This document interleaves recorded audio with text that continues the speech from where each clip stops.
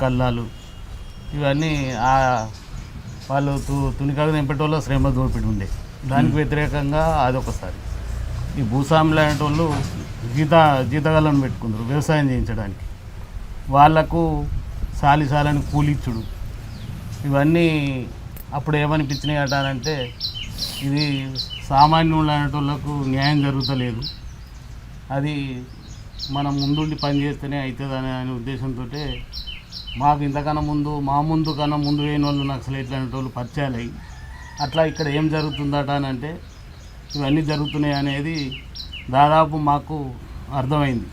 మేము ఎట్టి సాకిరి చేసినాం. దాదాపు ఇక్కడ జేఆర్ గోపాలరావు అని ఉండే కట్కూరు సర్దాపూరు అంటే మా గండ్ల చెప్పేట అనేది దాదాపు ఇంటింటికి అనేది మేము ఎట్టి చేసినాం.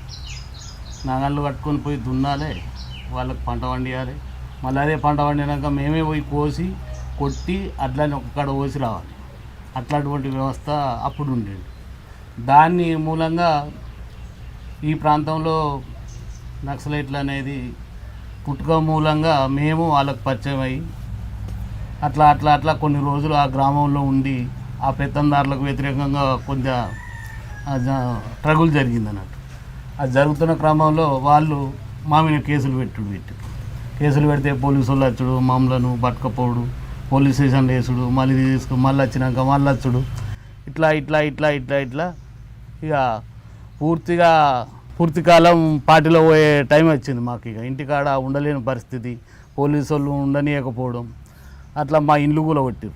దాదాపు మా ఇల్లు మొత్తం ఊరోళ్ళతోటి కూలగొట్టి ఇవన్నీ చేసేవారికల్లా ఇక మనసు ఇక సెన్సరీ వెళ్ళింది. ఎందుకంటే ఇక్కడనే ఇవన్నీ జరుగుతున్నాయి, మనం ఇవన్నీ ఉండంగా చూద్దాం మన ఇంట్లో కూలగొడుతురు కాబట్టి ఇక మనం ఉంటే బాగుండదని చెప్పి అప్పుడు 90 మధ్యలో నేను పూర్తి అండర్ గ్రౌండ్కి వెళ్ళిపోయినా. ఓకే అన్న, మీరు చెప్పండి, మీరు కుటుంబ నేపథ్యం ఎలాంటి పరిస్థితుల్లో అప్పుడు మీరు వెళ్ళాల్సి వచ్చింది?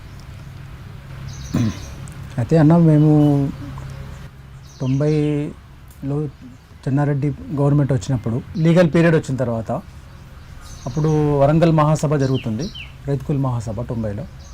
అప్పుడు 10th అయిపోయింది. అప్పుడు 90లో 10th అయిపోయింది. అప్పుడు అంతకంటే ముందు ఈ ప్రాంతంలో ఆర్ఎస్యు పేరు మీద జరుగుతున్న స్టూడెంట్ ఉద్యమాలు, తర్వాత గ్రామీణ ప్రాంతంలో జరుగుతున్నటువంటి పీపుల్స్ వార్ ఉద్యమాలు, ఇవన్నీ కూడా భూస్వామ్య విధానానికి వ్యతిరేకంగా సమాజంలో ఉన్నటువంటి బలహీన వర్గాలకు అండగా, బడుగులకు అండగా, ఎవరైతే అణచివేతకు గురవుతున్న ప్రజలకు అండగా జరుగుతున్నటువంటి పోరాటాలు, గ్రామాలలో ఉన్నటువంటి భూస్వాములకు వ్యతిరేకంగా జరుగుతున్నటువంటి ఉద్యమము, ఇదంతా కూడా మమ్మల్ని ఇన్స్పైర్ చేసినాయి. నాకు తెలిసి గ్రామాలలో మా అమ్మమ్మలో ఒక ఊరు ఉంటుంది. ఆ ఊర్లో దొర గడి మీద కూర్చుంటే చెప్పులు పట్టుకొని పోయే పరిస్థితి, ఇది ప్రత్యక్షంగా చూసిన నేను.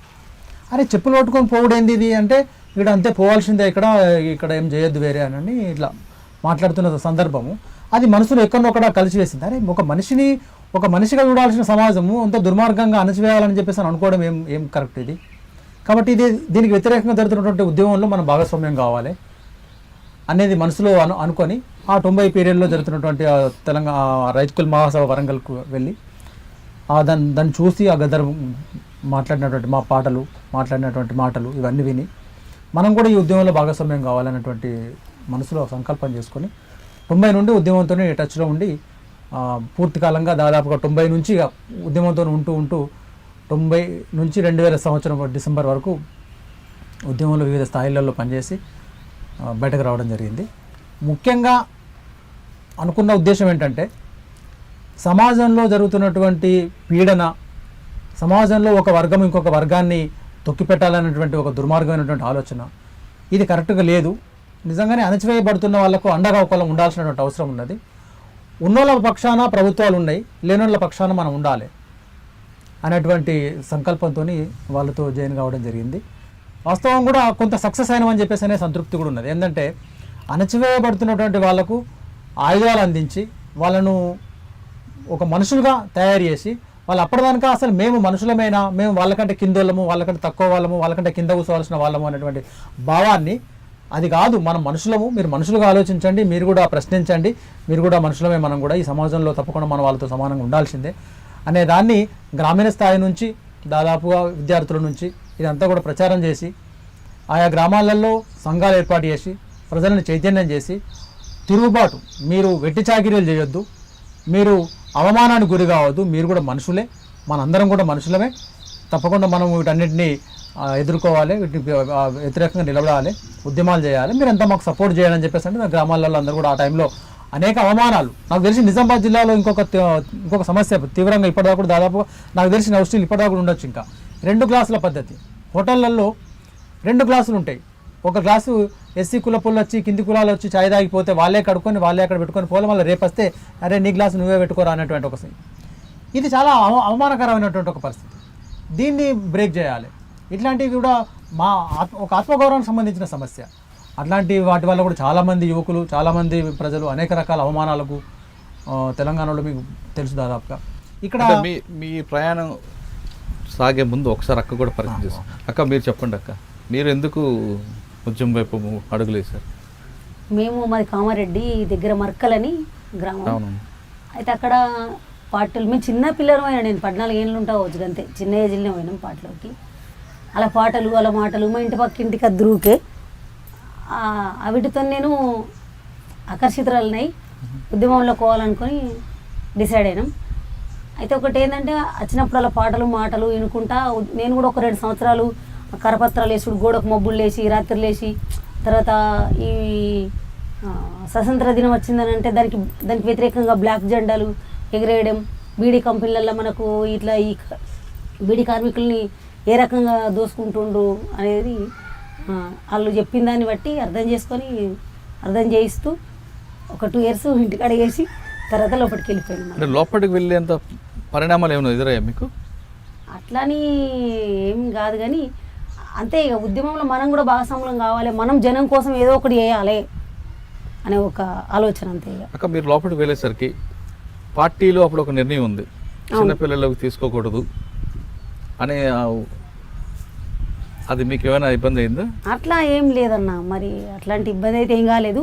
నేను 13-14 ఏళ్ళు ఉంటావచ్చు అంతే పార్టీలోకి వెళ్ళి. పార్టీ మీకు వెంటనే ఆహ్వానం పలికిందా? మెల్లగానే మీకు తుపాకీ ఇచ్చి అంటే ఒక నెల రోజులు చిన్న అంటే గ్రైండర్ లాంటిది ఇచ్చి ఉన్నాము, తర్వాత తుపాకీ ఇచ్చింది. అంటే మీరు వెళ్ళేసరికి ఏ దళంలోకి వెళ్ళారు? అప్పుడు ఎవరు అప్పుడు కమాండర్? సునీత అని ఉండే కమాండర్, మా కమాండర్గా నేను అప్పుడు వెళ్ళిన.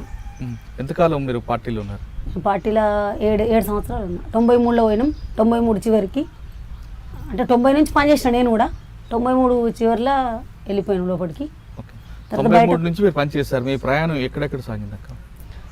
మాది బాన్స్వాడ, సిరిసిల్ల కూడా చేసిన నేను. మధు కమాండర్ ఉండే అప్పుడు సిరిసిల్లలో తిరిగినప్పుడు. తర్వాత భీమ్గల్ ఐలాండ్ ఉండే కమాండర్గా. తర్వాత ఈ 3 దళాలలో ఎక్కువ వేసిన. కామారెడ్డిలో కూడా కొద్ది రోజులు చేసిన, కానీ తక్కువ. తక్కువ ఉన్న పీరియడ్లో ఒక 2-3 నెలలు ఇక్కడ, ఒక 6 నెలలు అట్లుండి కొత్తగా వచ్చినాక తర్వాత భీమ్గల్, సిరిసిల్ల, బాన్స్వాడలో కొద్దిగా ఎక్కువనే ఉన్నా. సాధారణంగా అప్పట్లో దళంలోకి ఆడపిల్లలు వస్తే పోలీసులకు చెడ్డ ప్రచారం చేసేవారు. బాల్య వివాహాలు తట్టుకోలేకో లేదు ఇంకో వేరే కారణాలతో వస్తారు, వాళ్ళ పట్ల లైంగికంగా వేధింపులు ఉంటాయనేది అప్పుడు ఒక ప్రచారం జరిగింది. అదంతా వాస్తవం అంటారా? లేదు, పార్టీలు అట్లాంటిది లేదు. ఇప్పుడు మనం 10 మంది అన్నలున్నా, ఒక్క అక్కున్నా, వాళ్ళ తోడవుట్టిన అక్కని ఎట్లా చూసుకుంటారో అట్లా చూసుకుంటారు. ఇది అనవసరంగా దుష్ప్రచారమే జరిగింది అనేది బయట, అట్లాంటిది ఏం లేదు అక్కడ. మీరు పనిచేస్తున్న సమయంలో మీరు చేసిన మంచి కార్యక్రమాలు ఏమి ఉన్నాయి? మంచి కార్యక్రమం అంటే ఈ జనాలను బాగా గుర్తుండిపోయింది. ఒక గ్రామాన్ని తీసుకుని అక్కడ రాజకీయ చైతన్యం చేయడమా, లేదా ప్రజల్లో మార్పు తీసుకురావడానికి వాళ్ళకి ఉత్తేజపరచడమా, పాటలు పాడడమా? మీటింగ్లు, పాటలు ఇవన్నీ చేసినారు, మాట్లాడినాం. అయితే జనాన్ని ఏదున్నా ఇప్పుడు ఈ దోపిడీకి అణచివేతకు గురవుతున్నటువంటి జనాన్ని మన మాటల ద్వారా అంటే ఏ రకంగా గవర్నమెంట్ మనలా ఇది చేస్తుంది అనేది చెప్పుకుంటూ వాళ్ళను జనాల్ని కూడా ఆ విషయాన్ని అర్థం చేయించుడు అక్కడ జరుగుతున్నటువంటి సంఘటన. ఆడపిల్లలు అంత బరువు మోసుకొని పైకి వెళ్ళడం, నడవడం అనేది చాలా కష్టమైన పని. మీరు ఎలా భరించారా? మాకు అట్లేమనిపించలేదు, వెళ్తుంటివి. కనీసం ఒక మనిషి బట్ట 20 కిలోలు కంపల్సరీ ఉంటుంది, వెళ్తుంటివి. ఏదైనా హెల్ప్ అన్నలు తీసుకుందరు, ఏదైనా ఇబ్బంది అయితే, ఏదైనా ప్రాబ్లమ్స్ ఉన్నప్పుడు కూడా వీళ్ళు అన్నలు సంతానంలాగా. మీరున్న కాలంలో మీకు దాడులు, ప్రతిదాడులు, శత్రువులు రావడం పోవడం అన్నీ మీకు సర్వసాధారణం. అర్ధరాత్రి అపరాత్రి ఉండదు. అటువంటి దాడులు ఎన్ని ఎదుర్కొన్నారు? మీరేమైనా ఆపరేషన్లో పాల్గొన్నారా? పాల్గొన్నాం. 2-3 సంఘటనల్లో పాల్గొన్నాం. ఒకటి మీకు గుర్తుంది ఏమైనా చెప్పగలరా? ఈమెకు బుల్లెట్ తగిలిందన్న. అది చెప్పండి. అక్కడ 1-2 మేము వాటర్ తీసుకొస్తామని వెళ్ళినాం. ఊరి పేరు వస్తుంది అక్కడ ఐలన్న అందరం ఉన్నాం. అక్కడ అజయన్న ఇట్లా అందరూ ఉన్నారు. 1-2 దళాలు కలిసినాయి అన్నట్టు. బాన్సవాడలను ఈ సిరిసిల్ల భీంగల్లో కలిసినాం మేము. అక్కడ ఒక మీటింగ్ అంటే అందరం కలిసినప్పుడు ఉద్యమాన్ని ఇంకెంత ముందుకు తీసుకుపోవాలని ఒక మీటింగ్లు ఏర్పాటు చేసుకుంటాం, మాట్లాడుకుంటాం. ఆ టైంలో ఒకటి జరిగింది. దగ్గర దాకా వాటర్ తీసుకొస్తామని పోయినాం. నేను ఇంకొక 3 సభ్యులం పోయినాం. అక్కడ పోలీసు వాళ్ళు ఉన్నారు.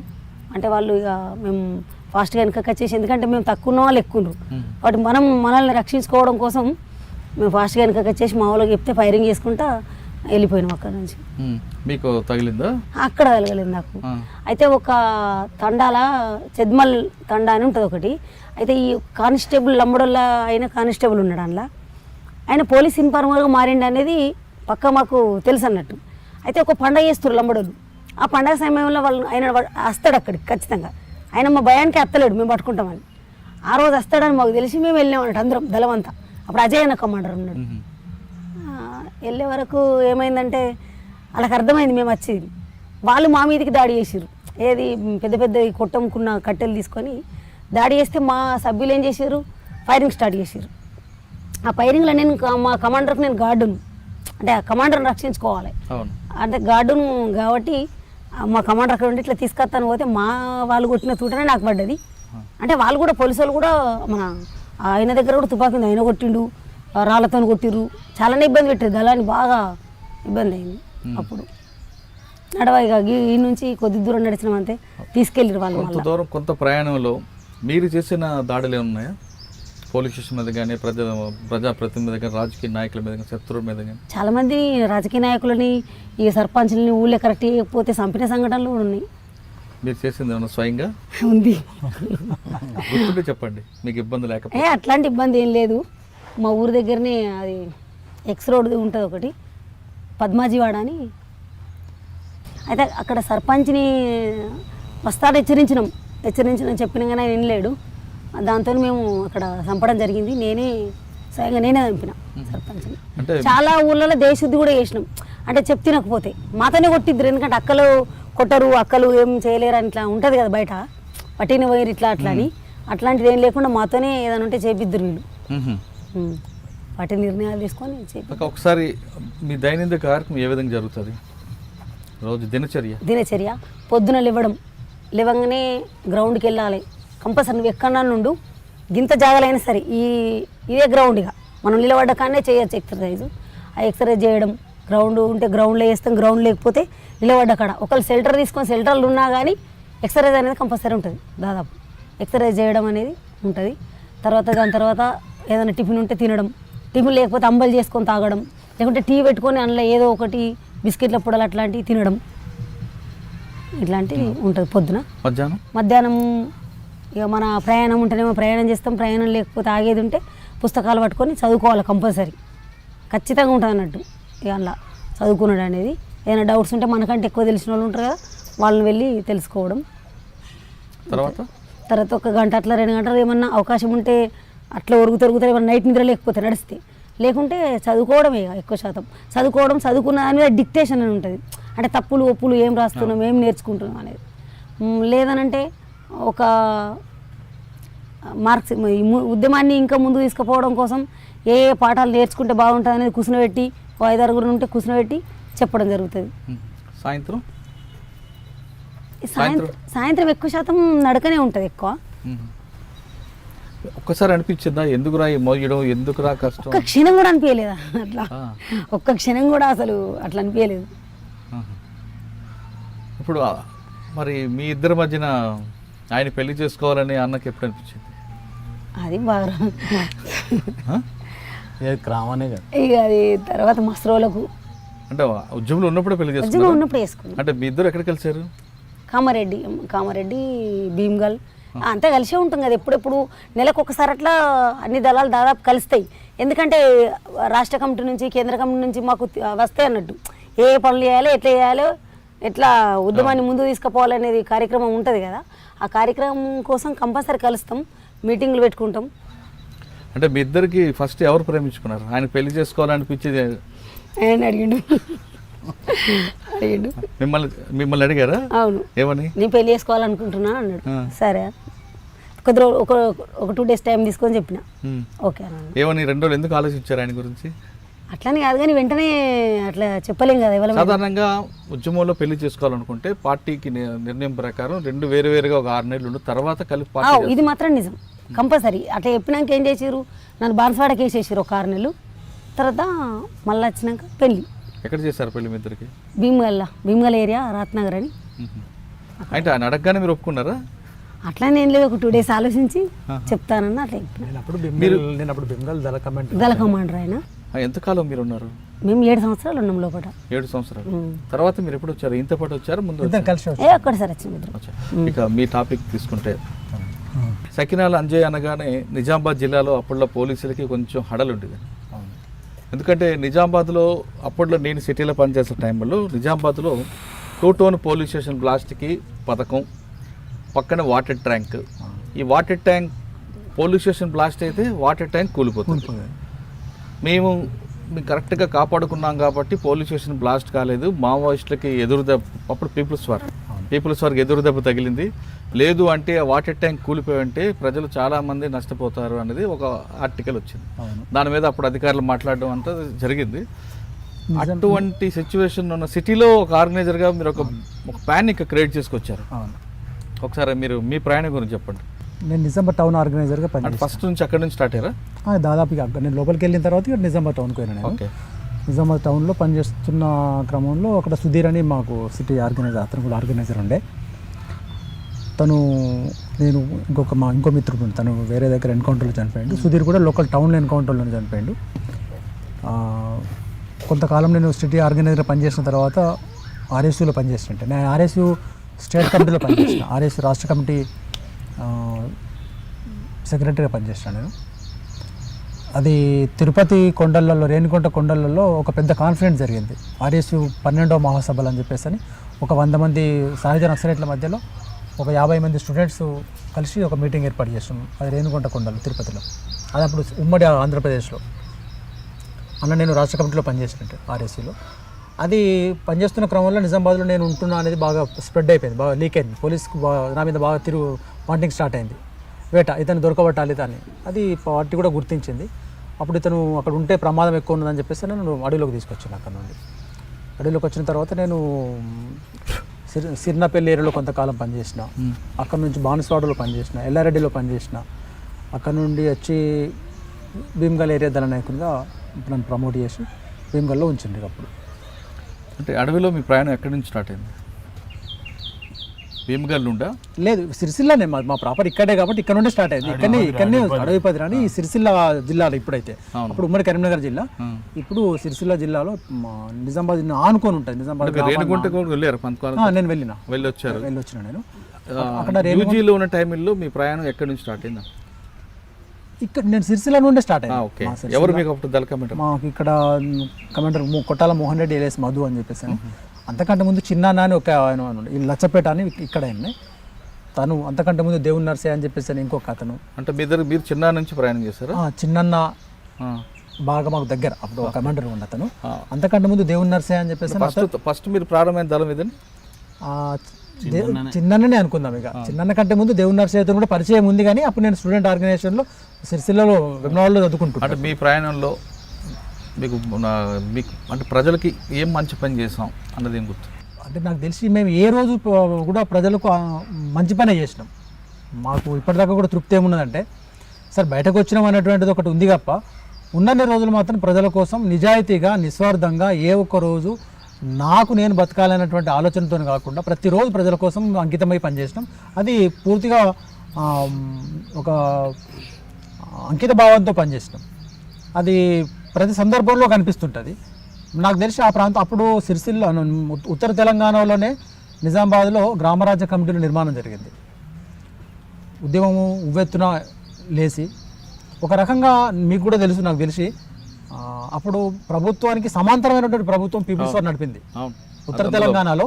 అసలు ప్రభుత్వం కిందికుందా పీపుల్స్ వార్ మీ పైకుందా అనేటువంటి ఒక చర్చ ఉండేటువంటి టైం అది అంతా 90 నుంచి అంటే ఈ సమాంతరమైనటువంటి ఒక ప్రభుత్వాన్ని మేము గ్రామాలలో ఎస్టాబ్లిష్ చేసినాము.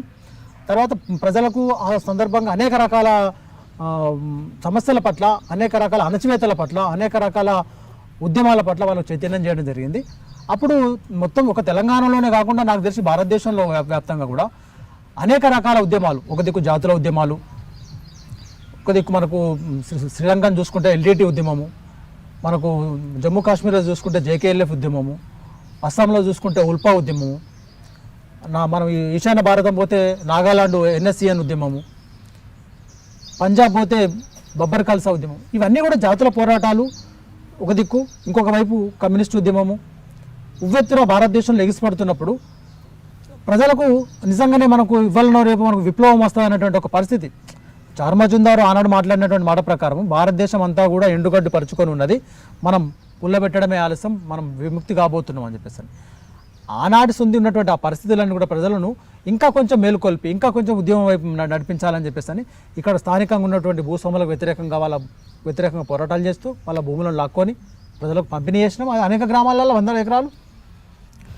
నాకు మీరు అడుగుతున్న ప్రకారంగా చాలా మంచి గుర్తుండిపోయేటువంటి సంఘటన, మేము ఇల్లు మీద ఒక 200 మంది ప్రజల చేత దాడి చేసి, అప్పుడు తర్వాత స్పీకర్ అయింది అతను, ఒక 200 మంది రైతులను పోగు చేసుకొని కరువు దాడి చేసి అతని ఇంట్లో ఏది ఉన్నది మొత్తం తీసుకొని వచ్చి ప్రజలకు పంపిణీ చేయడం జరిగింది. అది చరిత్రలో అంటే చాలామంది ప్రజలు ఇప్పుడు కూడా మమ్మల్ని యాద్ చేస్తుంటారు, అన్న మీరు ఉన్నప్పుడు ఇది జరిగింది, ఇది చేసినాం అన్న అని చెప్పేసి. అట్లా అనేక గ్రామాలలో భూస్వాములకు సంబంధించిన భూములను తీసుకొని పంపిణీ చేయడం జరిగింది. కొన్ని గ్రామాలలో నిజంగానే భూస్వాములుగా పేరుబడి భూములన్నీ కూడా ఆపివేయబడి సాగులోకి ఉండకుండా ఉంచిన తర్వాత నిజంగానే ఆర్థికంగా వాళ్ళు చితికిపోయిన పరిస్థితిలో కూడా కొంతమంది భూస్వాములను పిలిపించి కూడా మీకు కూడా మేము వ్యతిరేకం కాదు, మిమ్మల్ని కూడా మేము మరీ హీనంగా చూడబడడం న్యాయం కూడా కాదు, కాబట్టి మీరు కూడా కొంత భాగాన్ని తీసుకొని వ్యవసాయం కూడా చేసుకోండి అని చెప్పేసి ఒక మానవతా దృక్పథంతో కూడా అట్లాంటి కార్యక్రమాలు కూడా చేసినాం. బయట జరిగినటువంటి ప్రచారం ఏంది, నక్సలైట్ ఉద్యమం అని అంటే కేవలం ఒక దుర్మార్గమైనటువంటి ఉద్యమం అని చెప్పేసి ప్రభుత్వం ఎంతైతే చెప్పిందో అది కాదు అనేది నిరూపించుకోవడం కోసం కూడా అనేక గ్రామాలలో అట్లాంటి వాళ్ళని కూడా చేరదీసి వాళ్ళకున్న సమస్యలు కూడా విని అవి కూడా పరిష్కారం చేయడం కూడా జరిగింది. తర్వాత మాకు నిజామాబాద్లో నేను పనిచేసిన భీమగల్ ప్రాంతంలో గ్రామరాజ్య కమిటీల నిర్మాణం కూడా జరిగింది. గ్రామరాజ్య కమిటీలు అంటే డైరెక్ట్గా రాజ్యమే. ఇక అక్కడ ఆ గ్రామాలలో ఒక సొసైటీలు నిర్మాణం చేసినాం, తర్వాత న్యాయ కమిటీలు పెట్టినాం, తర్వాత వ్యవసాయ కమిటీలు పెట్టినాం, తర్వాత విద్యా కమిటీలు పెట్టినాం. ఇవన్నింటి ఆధ్వర్యంలో ఆయా గ్రామాలలో ఒక సమాంతరమైనటువంటి రాజ్యాన్ని నడిపించడం, అందులో చాలా నిజంగా ఒక తృప్తిని అనుభవించడం. అన్న మీ ప్రయాణంలో మీకు బాగా గుర్తుండిపోయిన మీరు చేసిన దాడి అవ్వచ్చు, లేదా ఆ శత్రు నుంచి దాడి కానీ తప్పించుకున్న సంఘటనలు కానీ మీరు చేసిన చాలా కనిపిస్తుంది నిజామాబాద్ టౌన్లో. అవునవును చేసినాం. అసలు నిజామాబాద్ టౌన్లో 2 టౌన్ పోలీస్ స్టేషన్ బ్లాస్టింగ్ అనేది ఎందుకు ఆలోచన వచ్చింది? అప్పుడు శత్రువు దూకుడుగా గ్రామాలలోకి వచ్చి విచ్చలవిడిగా ఎన్కౌంటర్లు, అనేక మంది యూత్ని, ఇవాళ ఉన్న మా యూత్ నాయకుడు రేపటి వరకు చనిపోవడం, అట్లా అనేక గ్రామాలలో ప్రతిరోజు జరుగుతున్నది. దీన్ని పట్టణంలోనే పోయి మనం బ్రేక్ చేయాలి ఇది అని చెప్పేసి అప్పుడు మేమే కలిసి ప్లాన్ చేసినాం. అది అప్పుడు ఎస్పీ ఎవరండి? అప్పుడు పేల్చేద్దామని చెప్పేసి ప్లాన్ చేసినాము. ఆల్రెడీ రెక్కీ అయింది. రెక్కీకి పోయినటువంటి అతన్ని పోలీసు వాళ్ళు అక్కడ అనుమానాస్పదంగా తిరుగుతూ అతన్ని అరెస్ట్ చేయడం మూలంగా అది ఫెయిల్ అయింది. లేకపోతే దాదాపుగా దళాలన్నీ కూడా మేము నిజామాబాద్ దగ్గర దాకా వచ్చి రెడీ. మీ వ్యూహం ఏంటండి అక్కడ? ఏం లేదు, పోలీస్ స్టేషన్ బ్లాస్ట్ చేయాలి అంతే, వేరే ఏం లేదు. అక్కడ పోలీస్ స్టేషన్ బ్లాస్ట్ చేయాలి మీరు అనుకున్నారు. పక్కనే వాటర్ ట్యాంక్ ఉంది. ఒకవేళ పోలీస్ స్టేషన్ బ్లాస్ట్ జరిగితే వాటర్ ట్యాంక్ కూలిపోతే చుట్టుపక్కల ప్రజలందరికీ ఇబ్బంది అవుతుంది. మీరు పోరాటమే ప్రజల కోసం. మరి మీరు ప్రజలకి నష్టం చేకూర్చేవారు అంటే ఒక్కొక్క సందర్భంలో మన ఉద్యమాన్ని కాపాడుకోవడం కోసం ఇక్కడ జరుగుతున్న వాళ్ళు కూడా అనేక మంది ప్రజలే వాళ్ళ నష్టం జరుగుతున్నది కదా. అట్లాంటప్పుడు ఒక 1000 మంది ప్రజలకు లాభం, ఒక మొరాలిటీ నిలబెట్టడం కోసం ఒక 10 మంది ప్రజలకు ఇబ్బంది జరిగితే కూడా దాన్ని బేస్ చేసుకుంటే ఏమవుతుంది, 1000 మంది ప్రజలను మనం మొరాలిటీ నిలబెట్టిన వాళ్ళం అవుతాం కదా. సరే తాత్కాలికంగా వాళ్ళకు ఒక నష్టం జరిగింది కావచ్చు, కానీ 1000 మంది ప్రజలకు ఇక్కడ ఒక ధైర్యాన్ని తీసుకురాగలిగినాం కదా. అది ఉద్యమ స్ఫూర్తి. ఒక్కొక్కసారి అట్లా ఆలోచిస్తాం కూడా మన వల్ల. మీకు ఒక విషయం చెప్తాం, ఒక్కొక్కసారి ఒక దాడిలో ఒక ఆయనను ముందుకు పంపిస్తాం. ఒకవేళ అతను మరి చనిపోతే ఎట్లా అంటే ఒక 10 మందిని కాపాడడం కోసం ఒకరిని చనిపోయినా కానీ ఆ బలి కావాల్సిందే ఇక. ఎందుకంటే ఒక 10 మంది ఉద్యమం నిలబడాలంటే ఒక్కొక్కసారి ఇది అది మీరు ఉద్యమం వీరులుగా మీరు చేసిన దానికి అర్థం ఉంది. ఇక్కడ అమాయక ప్రజలు చనిపోతారు. ఆ రోజు వాటర్ ట్యాంక్ కూలిపోయి ఉంటే కనీసం అక్కడ ఉన్న 20 మంది చనిపోయేవారు. దాంతోపాటు 200 మంది 300 మంది కుటుంబాలకి మంచినీరు దొరకని పరిస్థితి ఉంటుంది. అంటే వాస్తవంగా మీరు అన్నట్టు అట్లాంటిది ఒక్కొక్క సందర్భం జరుగుతుంటుంది. దాన్ని అయితే మేము ఆలోచనలో ఉన్నది, ఆలోచన లేదు. మీరు పోలీస్ స్టేషన్ బ్లాస్ట్ చేయాలి, ఒక జనాల్లో మావోయిస్ట్ పీపుల్స్ వార్ పార్టీని ఉంది అనే విషయం చెప్పడానికి, మీ ఉనికిని చాటుకోవడానికే చేశారన్నది లేదు. ఉనికిని చాటుకోవాల్సిన అవసరం లేదు. రోజు వచ్చి ఉనికిలే ఉంటే మీరు రోజు వచ్చి వాళ్ళే దాడులు చేయబట్టి మా మీద ఉనికి బ్రహ్మాండంగా ఉన్నది. కానీ బ్రేక్ చేయాలి. ఇది అన్ని పోలీసులో మొరాలిటీని దెబ్బతీయాలి. వాళ్ళు వీళ్ళు ఇక్కడ దానికి మొరాలిటీ దెబ్బతీయాలంటే చాలా రకాలుగా మార్గాలు ఉన్నాయి కదా. అవును ఉన్నాయి, కానీ ఏదో పట్టణంలో ఒక సెన్సేషన్ చేయాలని చెప్పేసి చేస్తే పోలీసుకి ఇక్కడ దాకా కూడా రాగలుగుతున్నారు అని అంటే మనం పోవడానికి కొంచెం ధైర్యం తగ్గించాలని చెప్పేసి అన్నటువంటిది ఒక ప్రజల గురించి ఆలోచించాలి. అమాయక అది ఉంది కాబట్టి దాన్ని కొంచెం 1-2 సార్లు ఆలోచన చేయడం జరిగింది. సరే అది రెక్కి అయిపోయిన తర్వాత మరి ఇంకా ఫైనల్ నిర్ణయం ఏం జరుగుతుండేమో కానీ మొత్తానికైతే ఆ నిర్ణయం జరిగిన మాట నిజం. ఓకే, దాని తర్వాత మీ దాడులు ఇంకెక్కడ కూడా జరిగాయి మీరు చేసినవి? మామూలుగా పోలీస్ స్టేషన్ల మీద అనేక దాడులు నిజామాబాద్లో చేసినాం మేము. బాన్స్వాడ పోలీస్ స్టేషన్ మీద దాడి, బాన్స్వాడ ఎల్లారెడ్డి మీద దాడి చేద్దామని చెప్పేసి అనుకున్నాం. ఎల్లారెడ్డి పోలీస్ స్టేషన్ మీద దాడి జరిగిందా? దాడికి పోయినాం, ఆల్రెడీ బాంబులు తీసుకుని అంతా రెడీ పోయినాము. కానీ అక్కడ మేము కరెక్ట్గా బాంబు పేల్చుదాం అనుకున్న 10 నిమిషాల ముందు సెంట్రీ పోస్ట్ ఓపెన్ అయింది. అక్కడ ఒకటి సంగోజ్పేటలో ఒక ఎన్కౌంటర్ జరిగింది. సంగోజ్పేట ఎన్కౌంటర్లో మా డీసీ మెంబరు వినోద్, తర్వాత కమాండర్ జనార్దన్, ఒక 6 సభ్యులంతా చనిపోయిండ్రు. ఆ ప్రాంతంలో ఉన్నటువంటి ప్రజలకు సరే ఎంతో కొంత మనం దానికి ఒక రిటాలియేషన్ ఉండాలి, తప్పకుండా తిరుగుబాటు చేయాలి అనే ఉద్దేశంతో పోలీస్ మొరాలిటీని కూడా మనం దెబ్బతీయాలనేటువంటి ఉద్దేశంతో ఆ బ్లాస్టింగ్ ప్లాన్ చేసినాము.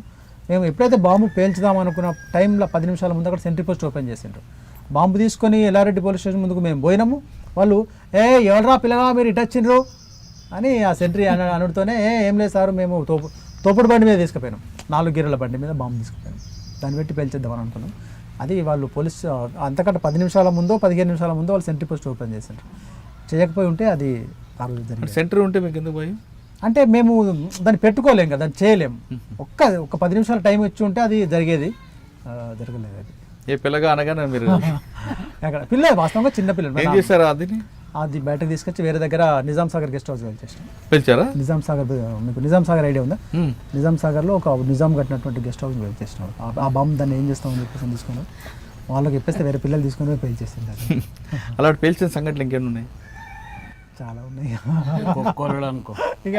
అవి డైలీ ఉన్నాయి, కుక్కలుగా జరిగినాయి. అవి అంటే మీరు ఒక టార్గెట్ మీకు ఇస్తారు సెంటర్ కమిటీ, టార్గెట్కి వెళ్ళి ఇప్పుడు చెప్పిన పోలీస్ స్టేషన్ లాంటివి మిస్ అయిన సంఘటనలు ఉన్నాయా? చాలాసార్లు. ఏది ఏదన్నా చంపేసి వచ్చిండు కానీ చచ్చిపోలేడు, ఇప్పటికి ఉన్నాడు. ఎవరైనా ఆ సంఘటన చెప్పండి, పేరు చెప్పొద్దులండి. అదొక ఎస్ఐ మామూలుగా వాళ్ళ ఊర్లోకి వచ్చిందని తెలిసింది. కానీ పిస్టల్ ఉన్నది, ప్రస్తుతంలో పిస్టల్ తీసుకోవాలనేటువంటిది ఉద్దేశం. ఆయన స్కూటర్ మీద వస్తుంటే బండి ఆపోవే నువ్వు అని ఏదో లిఫ్ట్ అడిగినాము. అయితే ఆగిండి ఆయన, ఆయన షూట్ చేసి చనిపోలే. అతను 6 బుల్లెట్లు 7 బుల్లెట్లు కొట్టాం కానీ తను చనిపోలేదు. తర్వాత బతికిందని తెలిసింది. అతని దగ్గర ఉన్న పిస్టల్ తీసుకొచ్చింది. తర్వాత మీకు ఎదురాడేనా? ఇక తెలియదు ఇక మళ్ళీ తను ఎక్కడ ఉన్నాడు అనేది తర్వాత తెలియదు. సరే, మీరు తప్పించుకున్న దాడులు ఏమిటండి? చాలా దాడులలో ఉన్నాము. సిర్నపల్లి ఎన్కౌంటర్ జరిగింది. సిర్నపల్లి పెద్ద ఎన్కౌంటర్. అప్పుడు సిర్నపల్లి ఎన్కౌంటర్లో సరిత అని చెప్పేసి అసలు ఎన్కౌంటర్ ఎలా జరిగింది చెప్పండి, ఇప్పటికీ అది మిస్టరీగా కనిపిస్తుంది. సిర్నపల్లి ఎన్కౌంటర్ అంటే మేము అప్పుడు తెలంగాణ ఉద్యమం సంబంధించిన డాక్యుమెంట్ వచ్చింది. తెలంగాణ డాక్యుమెంట్, తెలంగాణ జనసభ అప్పుడు ఫామ్ చేసినాము. తెలంగాణ జనసభ పెట్టిన తర్వాత తెలంగాణ ప్రజలకు మనం దీన్ని ఎడ్యుకేట్ చేయాలి, తెలంగాణను నిజంగానే ఆంధ్ర నుంచి వేరు చేసుకోవాలన్నటువంటి ఒక భావంతో తెలంగాణ జనసభను పార్టీ ఫామ్ చేసింది. వాస్తవంగా టీఆర్ఎస్ కంటే ముందు నాకు తెలిసి తెలంగాణ ఉద్యమం స్టార్ట్ చేసింది మావోయిస్ట్ పార్టీ. జనసభ పెట్టిన తర్వాత దీనికి సంబంధించిన క్యాడర్కి ఎడ్యుకేషన్ కావాలనే ఉద్దేశంతో తెలంగాణ డాక్యుమెంట్ ఒకటి వచ్చింది. ఆ డాక్యుమెంట్ మీద క్లాసులు నిజామాబాద్ జిల్లాలో సిర్నపల్లి ప్రాంతంలో పెట్టుకున్నాము. ఒక 5-6 దళాలు ఒక దగ్గర వచ్చి క్లాసులు నిర్వహించారు దాని మీద. ఆ క్లాసుల సందర్భంగా మేము ఒక జనరేటర్ పెట్టుకున్నాం. ఏది ఇవాళ ఒక 100 మంది ఉన్నాము అంటే 100 మందికి సరిపోను నీళ్లు, 100 మందికి సరిపోను వెలుతురు, 100 మందికి సరిపోను కోటలో పెట్టుకున్నారు అదే ఆడ పెట్టుకున్నాం అక్కడ. చిన్నపల్లి కోట. చిన్నపల్లి కోట, పెద్ద అడవిలో పెద్ద అడవిలో జనరేటర్, ఒక పెద్ద గుంత తీసి గుంతలో జనరేటర్ పెట్టుకొని వాటర్ సప్లై కానీ మాకు అవసరాలన్నీ, నీళ్లు 100 మంది భోజనం చేయాలంటే కడుక్కోవడానికి, స్నానాలు చేయడానికి, బట్టలు పెట్టడానికి అంత ఉండాలి కదా. ఆ జనరేటర్ పెట్టుకొని అదంతా నడిపిస్తున్నాం 100 మంది సభ్యులతోని. రాత్రి అది మేము ఒక దగ్గర 20 రోజులు ఒకరి దగ్గర ఉన్నాం. అది శత్రువుకు తెలిసింది, ఎట్లా నేసి దీని మీద దాడి చేద్దామని వాళ్ళు వచ్చినట్టున్నారు. మాకు అర్థమవుతుంది మనం ఇక్కడ ఉన్న విషయం బయటకు తెలుస్తున్నది అనేది నాయకత్వానికి అర్థమవుతుంది. కొంచెం దిగ్గజలు మనం మారితే బాగుండు ఇవాళ రేపు మారాలి అని అనుకుంటున్నాము.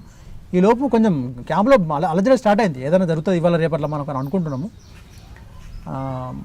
పొద్దున లేవగానే మేము అందరం టిఫిన్ చేస్తున్నాము, ఆల్రెడీ పోలీస్ దాడి స్టార్ట్ అయింది. అప్పుడు ఎవరు ఎస్పీ? అప్పుడు ఎస్పీ దాని నుంచి ఎలా తప్పించుకున్నారు మరి? 100 మంది ఉన్నాం మేము అందులో, అందరం ఉన్నాం, అందరం ఫైరింగ్ చేసినాం మేము. వాళ్ళు పోలీసు ఆపిండ్రు, ఆగిండ్రు, పోలీసు వాళ్ళు ఆగిండ్రు, మీదికి రాలి. ఎందుకంటే పెద్ద క్యాంపు కదా, పెద్ద మొత్తంలో మేము సంఖ్య ఉన్నది కాబట్టి వాళ్ళకి తెలుసు ఇంతమంది సంఖ్య ఉన్నప్పుడు ఇబ్బంది అవుతుందని. మళ్ళీ ఇంకోటి ఏంటంటే అలా మేము మొదలు తేరుకున్నాం, శత్రువుని మేము ఐడెంటిఫై చేసినాం. వాళ్ళు వచ్చిన డే టైం కదా, నైట్ అంటే ఇబ్బంది అవుతుండే. అందులో మీరు చేసిన బ్లాస్ట్లో ఉన్నాయేమన్నా పోలీసుల మీద దాడులు? ఉన్నాయి, పోలీసుల మీద దాడులు కూడా బాగా గుర్తుండిపోయి సంగతి. అది 95 ఎలక్షన్ అప్పుడు భీమ్గల్ దగ్గర ఒకటి కొత్తపల్లి అనే ఒక ఊరు ఉంది. వాళ్ళు పోలీసులు నడుచుకుంటూ వస్తున్నారు, వాళ్ళ మీద మేము క్లెమర్ మైన్స్తో దాడి చేసినాం. దాడిలో వాళ్ళు తర్వాత వాళ్ళు ఫైరింగ్ చేసారు, మేము ఫైరింగ్ చేసినాం. వాళ్ళకి ఏం కాలే, పోలీసులో కూడా ఏం కాలే. అప్పట్లో ఒక ప్రశ్న వచ్చిందండి, ఎల్టీటీ నుంచి ఆయుధాలు సప్లై అవుతున్నది వాస్తవా? ఎల్టీటీ నుండి సప్లై అట్లేం లేదు, అంతేం లేదు. కానీ మొత్తానికైతే ఎల్టీటీ ఉద్యమాన్ని మనస్ఫూర్తిగా మేము సపోర్ట్ చేసినాం. ఎల్టీటీ ఉద్యమాన్ని అంతా ఏం లేదు, ఎల్టీటీ ఉద్యమాన్ని పీపుల్స్ పవర్ ఉద్యమం చాలా బ్రహ్మాండంగా సపోర్ట్ చేసింది. వాళ్ళు చేస్తున్నటువంటి న్యాయమైన పోరాటం అది. అక్కడ తమిళులకు సింహళీలకు మధ్య జరుగుతున్నటువంటి ఏదైతే తిరుగుబాటు ఉందో, తమిళులు చేస్తున్నటువంటి పోరాటం న్యాయమైన పోరాటం, ప్రభాకరన్ చేస్తున్నటువంటి పోరాటం చాలా న్యాయంగా జరుగుతున్నది. దానికి మనం సపోర్ట్ చేయాలి. అట్లా మన దేశంలో జరిగినటువంటి అనేక జాతుల పోరాటాలు కూడా పీపుల్స్ వార్ ఉద్యమం సపోర్ట్ చేసింది. పంజాబ్లో బబ్బర్ ఖల్సా ఉద్యమం బియాన్ సింగ్ని చంపేసినప్పుడు బబ్బర్ ఖల్సాకు జయజయలు చెప్తూ మనం ఇక్కడ గ్రామాలలో ఊరేగింపులు చేసినాం, గ్రామాలలో పోస్టర్లు వేసినాం.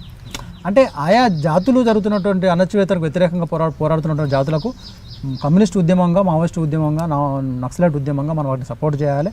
అది రేపు అవసరం కూడా ఉన్నది. ఎందుకంటే మావో చెప్పిన సూత్రం కూడా ఏంటంటే, మొత్తం ప్రపంచంలో జాతులు విముక్తిని కోరుకుంటున్నాయి, ప్రజలు విప్లవాన్ని కోరుకుంటున్నారు, దేశాలు స్వాతంత్రాన్ని కోరుకుంటున్నాయి. దేశాలు ఏదైతే ఇంకొక దేశం పీడన కింద నలిగిపోతున్నదో ఆ దేశాలు స్వాతంత్రాన్ని కోరుకున్నాయి. ఉదాహరణ, మనం బ్రిటిష్ వాడు మనల్ని పరిపాలించిన దాన్ని మనం అప్పుడు ఏమనుకున్నాం, విముక్తిని కోరుకున్నాం.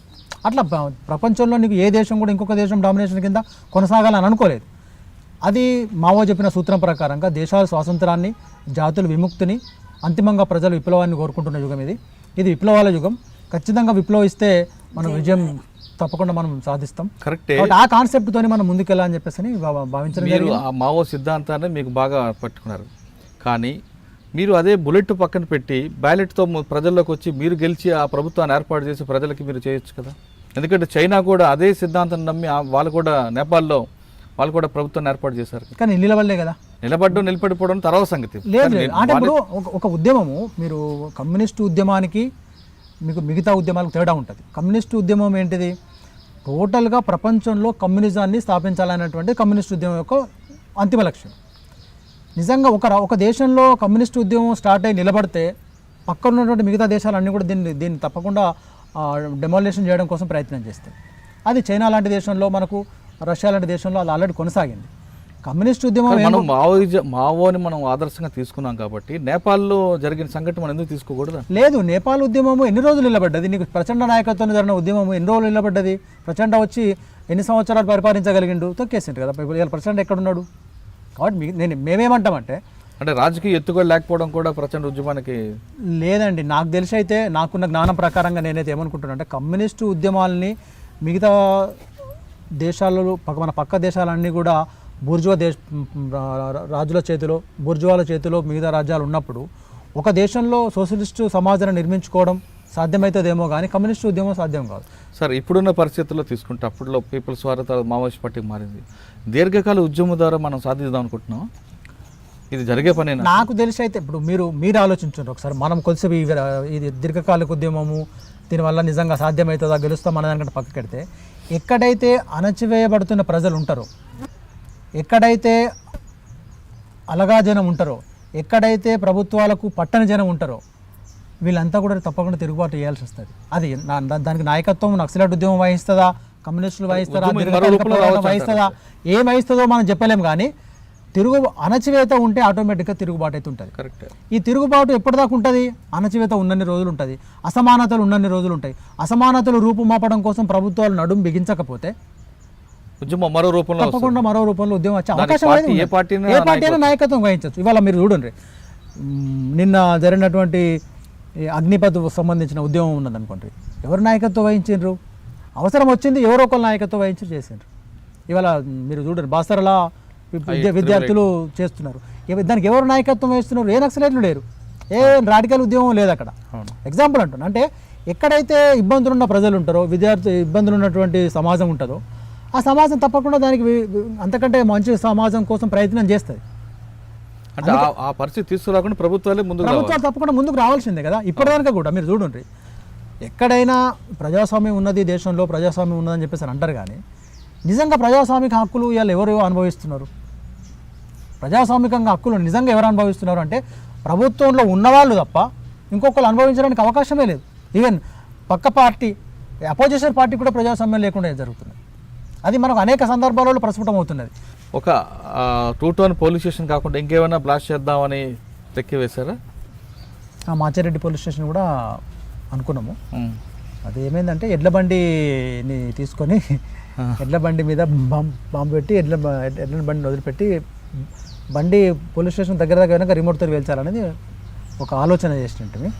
కానీ ఈ పౌర హక్కులు, మానవ హక్కులు, ఈ పశువు సంబంధించినటువంటి వాళ్ళు వీళ్ళంతా మనం వ్యతిరేకిస్తారు.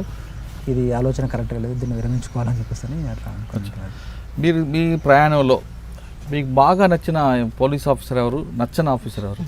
అంటే అవసరం మనకి పోలీస్ అనే వ్యక్తి శత్రువైనా వాళ్ళ కొన్ని కోణాలు కొంతమంది నచ్చుతుంటాయి. వ్యక్తిగతంగా వ్యక్తిగతంగా అనట్లేదు, వాళ్ళు మీకు వర్గశత్రు పోలీసే కాదు, ప్రభుత్వం తరపున కాబట్టి. అంటే ఈ కొంత ఆఫీసర్ వల్ల మన ఉద్యమానికి నష్టం జరుగుతున్న ఆఫీసర్ ఎవరు? లేదు ఈ ఆఫీసర్ మంచివాడు, ప్రజలకు సేవ చేస్తున్నాడు అనుకున్న ఆఫీసర్ ఎవరు ఉన్నారు? లేదు ఈ ఆఫీసర్ బోటుకం ఎన్కౌంటర్తోనే ప్రభుత్వం మన ఉద్యమాన్ని అనగదొక్కుతున్నాడు అనుకున్నారు?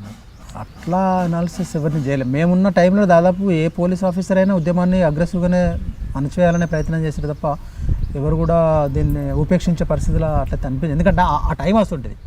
అది అప్పుడు ఒకవేళ ఆఫీసర్కి మంచి ఆలోచన ఉండి ఉన్నా నీకు ప్రభుత్వం ఉండని. అంటే కొంతమంది ఆఫీసర్లు ఒక ఐడియాలజీగా కొట్టేవారండి.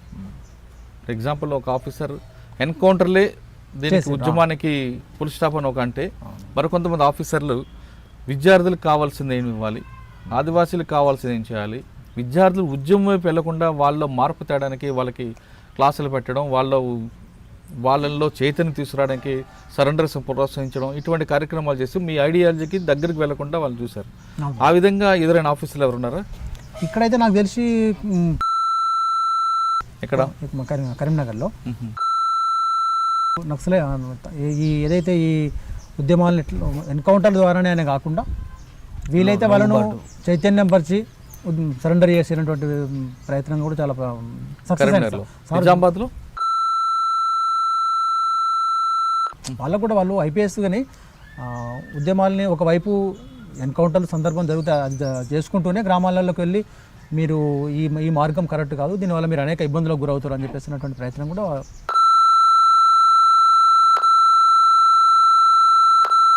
టైం మాకు బాగా దగ్గర కాదు, డైరెక్ట్గా వచ్చి ఎన్కౌంటర్ తలుపు తీసి ఎన్కౌంటర్ పట్టుకొచ్చి చంపేసి మీకు మదనపల్లి ఎన్కౌంటర్ కానీ, తిప్పపూర్ ఎన్కౌంటర్ కానీ, రాత్రి పండుకుంటే ఇళ్ళకి తీసుకొచ్చి ఇంటి ముందు నిలబెట్టి కాల్ చేసింది కదా. అప్పుడు తర్వాత వచ్చిన ఆఫీసర్ తర్వాత కొంచెం అది కరెక్ట్గా లేదు, ఇంకొంచెం దాన్ని మార్చాలని చెప్పేసి ఉద్దేశంతో కొంచెం ఆగింది అప్పుడు.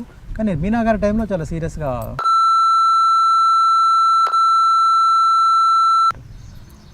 అప్పుడు కూడా ఎన్కౌంటర్లు జరిగినాయి. కానీ ఆయన టైంలోనే మీ వైపు ఎక్కువగా నష్టం జరిగింది. నష్టం జరిగింది బాగా. మీరు ఏం చేశారు అప్పుడు? పెద్ద ఎన్కౌంటర్లన్నీ అప్పుడు జరిగినాయి. వచ్చిన తర్వాత పోలీసుల వైపు నుంచి కాకుండా నక్సల్స్ వైపు నుంచి ఎక్కువగా నష్టం జరిగింది. నక్సల్స్ వైపు అంటే మీ అప్పర్ హ్యాండ్, మీ చేయి పైకి వచ్చింది. అవును, నిజమే. అది గ్రామాలు అప్పుడు పూర్తిగా మన కంట్రోల్కి వచ్చేసినాయి. అప్పుడు సలీం దళం ఎన్కౌంటర్ అయింది. బిచ్చుకుందా దళం. అసలు దాని గురించి చెప్పండి. బిచ్చుకుందా వాస్తవం ఏంటంటే అది కంప్లీట్ ప్లేన్ ఏరియా. అంటే అది ఒరిజినల్గా ఎన్కౌంటర్ ఒరిజినల్ ఎన్కౌంటర్. వాళ్ళు జొన్న చేనులో ఉన్నారు. వాళ్ళకు అన్నం తీసుకొచ్చే మనిషిని వాళ్ళు పోలీసులు ఫాలో చేసి అతనితో వచ్చి దాడి జరిగింది. వాళ్ళకు అక్కడ నుంచి ఎస్కేప్ అయ్యేటువంటి పరిస్థితి కూడా ఏం లేదు. ఇంకా జొన్న చేనులో ఉన్నారు. జొన్న చేను ఒక చెట్టు చాటు అయితేనేమో ఆపుతారు, కానీ జొన్న చేను ఏమాగుతుంది? అందులో ఒక్కనే బయటకు వచ్చిండు, సతీష్ అని, అంతే కదండి. మన దగ్గర చనిపోయిండు. అందుకే ఒకటే ఒక మనిషి బయటకు వచ్చిండు. అతను పాపం సిరిసిల్లకు వచ్చిన తర్వాత ఇక్కడ చనిపోయిండు. అతను కూడా చనిపోయిండు. అది అక్కడ ఏమీ వాళ్ళకు కవర్ లేదు. బాగా నష్టం జరిగినట్లు పెద్ద నష్టం. నిజామాబాద్లో మొదటి నష్టం, చాలా పెద్ద నష్టం, మొదటి నష్టం. అంటే అప్పట్లో మావోయిస్ట్ పార్టీ నక్సల్ని పోలీసులకు కావాలని తీసుకొచ్చి పాయసం కలిపి, అన్నంలో కలిపి పాయసం కలిపి అది మానాలలో జరిగిందని ఉంది. కానీ అప్పుడు అక్కడ మైలారంలో లేదు. మైలారం అంటే మీరు అన్న సిరినపల్లి సలీం దళం అని అంటున్నారు. మానాల ఎన్కౌంటర్ గురించి చెప్పండి. మీరు అప్పుడు ఎక్కడ ఉన్నారు? మానాల ఎన్కౌంటర్ గురించి అప్పటికే బయటకు వచ్చినాం. మేము బయటకు వచ్చినాక ఒక ఏడాది 2 నెలల తర్వాత అది జరిగింది. దాని గురించి మీకు ఐడియా ఉందా? అదే నేను అంటే మామూలుగానే తెలుసు తప్ప బాగా ఏం తెలియదు. అది ఎన్కౌంటర్ పక్కా అది ఫైజన్ ఇచ్చి చంపేసిండ్రు అనేది బయట ప్రచారం జరిగింది. ఇప్పుడు కూడా బయట చర్చలలో కూడా ఉన్నది. మీరు బయటకు వచ్చిన తర్వాత మీ ఇద్దరు ఏ విధంగా బయటకు ఎందుకు రావాల్సి వచ్చింది? ఇప్పుడు ఏం చేస్తున్నారు? వాస్తవంగా బయటకు రావడానికి మా వ్యక్తిగతమైనటువంటి బలహీనత. బయటకు రావడం అనేటువంటిది ఇద్దరం అనుకునే బయటకు వచ్చాం. సరే ఇక్కడ ఉంటే మనం, ఈమెకు బుల్లెట్ తగిలి ఉంది, కాలుకు ప్రాబ్లం అవుతుంది, అసలు ఇక్కడ నడవలేకపోతుంది, చాలా పెద్ద గాయం ఉన్నది, నడవరాదు. అది దానికంటే కూడా సరే అందులో కూడా కొంచెం చిన్న సమస్యలు కూడా ఉన్నాయి. అందులో దాంతో బయటకు వెళ్ళాలనుకుని వచ్చినాం అంతే. ఇంకా బాగా పెద్ద దానికి ఏదో విభేదాలు అవి ఇవన్నీ మాట్లాడుకునేంత పెద్ద ఏం లేవు. ఎందుకో పోదామని చెప్పేసి అనుకుని వచ్చినాం. అప్పుడు ఎవరు మీకు నాయకుడు? నేనే నాయకుడు. పక్కన పెడితే పెట్టి వాళ్ళకు దళంకు అప్పచెప్పి క్లియర్గా అన్ని మాట్లాడుకొని వాళ్ళు చెప్పినట్టు కమిటీ ఒప్పుకుందా?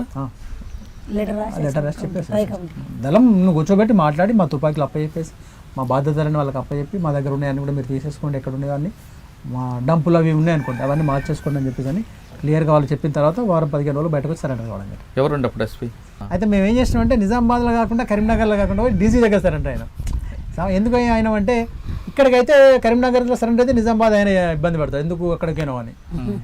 ఇక ఇక్కడైతే అక్కడైతే ఇక్కడ ఇబ్బంది అవుతుందని చెప్పేసి అని ఇక్కడ సిరిసిల్ల డిఎస్పీ గారు తన ద్వారా డీజీ దగ్గరికి వస్తాం. సార్ మేము ఇక్కడ వద్దు మాకు, ఎందుకంటే మాకు 2 జిల్లాలకు సంబంధించిన మనుషులం మేము, ఇక్కడైతే ఆయన అంటాడు అక్కడైతే ఈయన అంటాడు అని చెప్పేసి ఉద్దేశం ఆయన. ఆయన తర్వాత కూడా ఏం జరిగిందంటే పిలుచుకున్నాడు ఇక్కడ మనుషులు సిఐ గారిని పంపించి తెప్పించుకున్నాడు. పోయిన తర్వాత నన్ను కూర్చోబెట్టి అడిగినారు, ఎందుకయ్యా నువ్వు అట్లా డీజీ దగ్గరికి పోయినావు అని. అంటే సార్ మాది ప్రాపర్ కరీంనగర్, నేను పనిచేసింది నిజామాబాద్, ఇక్కడ సరెండర్ అయితే నాకు ఒక సమస్య అయితే, అక్కడ సరెండర్ అయితే ఇంకో సమస్య అయితే, డీజీ దగ్గరికి పోతే మీ ఇద్దరికి బాస్ కాబట్టి మీరు నాకు ఏ సమస్య ఉండదని అక్కడికి పోయినామని చెప్తే అతను ఓకే. మీరు సరెండర్ అయిన తర్వాత మీకు రావాల్సిన పథకాలన్నీ వచ్చా? మాకు సరెండర్ అయిన తర్వాత ఏమైందంటే నా మీద రివార్డు ఉంది. నా మీద అప్పుడు గవర్నమెంట్ 3 లక్షల రివార్డు ఉండే. అయితే మాకు బయటకు వచ్చినప్పుడు మా దగ్గర ₹1 కూడా లేదు. మేము ఒట్టి చేతులతోనే వచ్చినాం. వచ్చిన తర్వాత మరి మాకు డబ్బులు ఏం లేవు కదా ఎట్లా అని చెప్పేసి అని పోలీసుతో మాట్లాడితే వాళ్ళు రివార్డ్ అయితే ఇప్పిస్తామయ్యా, కానీ కొంచెం టైం పడుతుంది, 6 నెలలు పడుతుంది. అంటే మేము 6 నెలల దాకా కూడా బతకాలి కదా, ఎట్లా నేసి కొంచెం స్పీడ్గా ఇవ్వండి సార్ అని చెప్పేసి అంటే పాపం అప్పుడు ఎస్ఐబిలో ఓకేనయ్యా మరి మీకు తీసుకోపో అని చెప్పేసి అని పిలిచి తన సారే పిలిచి ఇచ్చిండ్రు. అప్పుడు ఎంత 2 లక్షల రివార్డు ఇచ్చింది నాకు. ఈమె మీద కూడా ఒక 2 లక్షల రివార్డు ఉండే. కానీ మా ఊరు నుంచి నేను ఒక్కదాన్ని రాలేను, 5 అమ్మాయిలు వచ్చినాం. తర్వాత 2-3 అమ్మాయిలు వెంటనే 2 అమ్మాయిలు వెంటనే వచ్చారు. వాళ్ళ నాన్నలు ఏడిస్తే వాళ్ళు వెళ్ళిపోయారు. మిగతా 3 లోపలనే చాలా రోజులు ఉన్నాం. ఒక ఆమె ఎన్కౌంటర్ వెళ్ళిపోయింది, మాకు ఎదురుంగిల్లి అన్నట్టు. అప్పుడు మా అన్న కూడా ఉద్యమంలో పనిచేస్తుండు, జిల్లా స్థాయిలో బయట పనిచేస్తుండు. అయితే ఆ శవాన్ని వాళ్ళ నాన్న తెచ్చుకోలేడు. ఇక మా అన్న తీసుకొచ్చి నేనే చనిపోయినట్టు రికార్డులు ఉంది. ఇప్పుడు నాకు అట్లా రివార్డు ఏం రాలేదు ఇప్పటికి ₹1 కూడా రాలేదు. అయితే మేము అడిగిన పోలీసులు అడిగినాం అప్పుడు, సార్ మరి మేము బతికుంది కదా మీరు లైవ్లో చనిపోయిందని చూస్తున్నారు ఎట్లా అంటే, ఆమె చనిపోయిందే వాస్తవమే అని అంటారు సార్.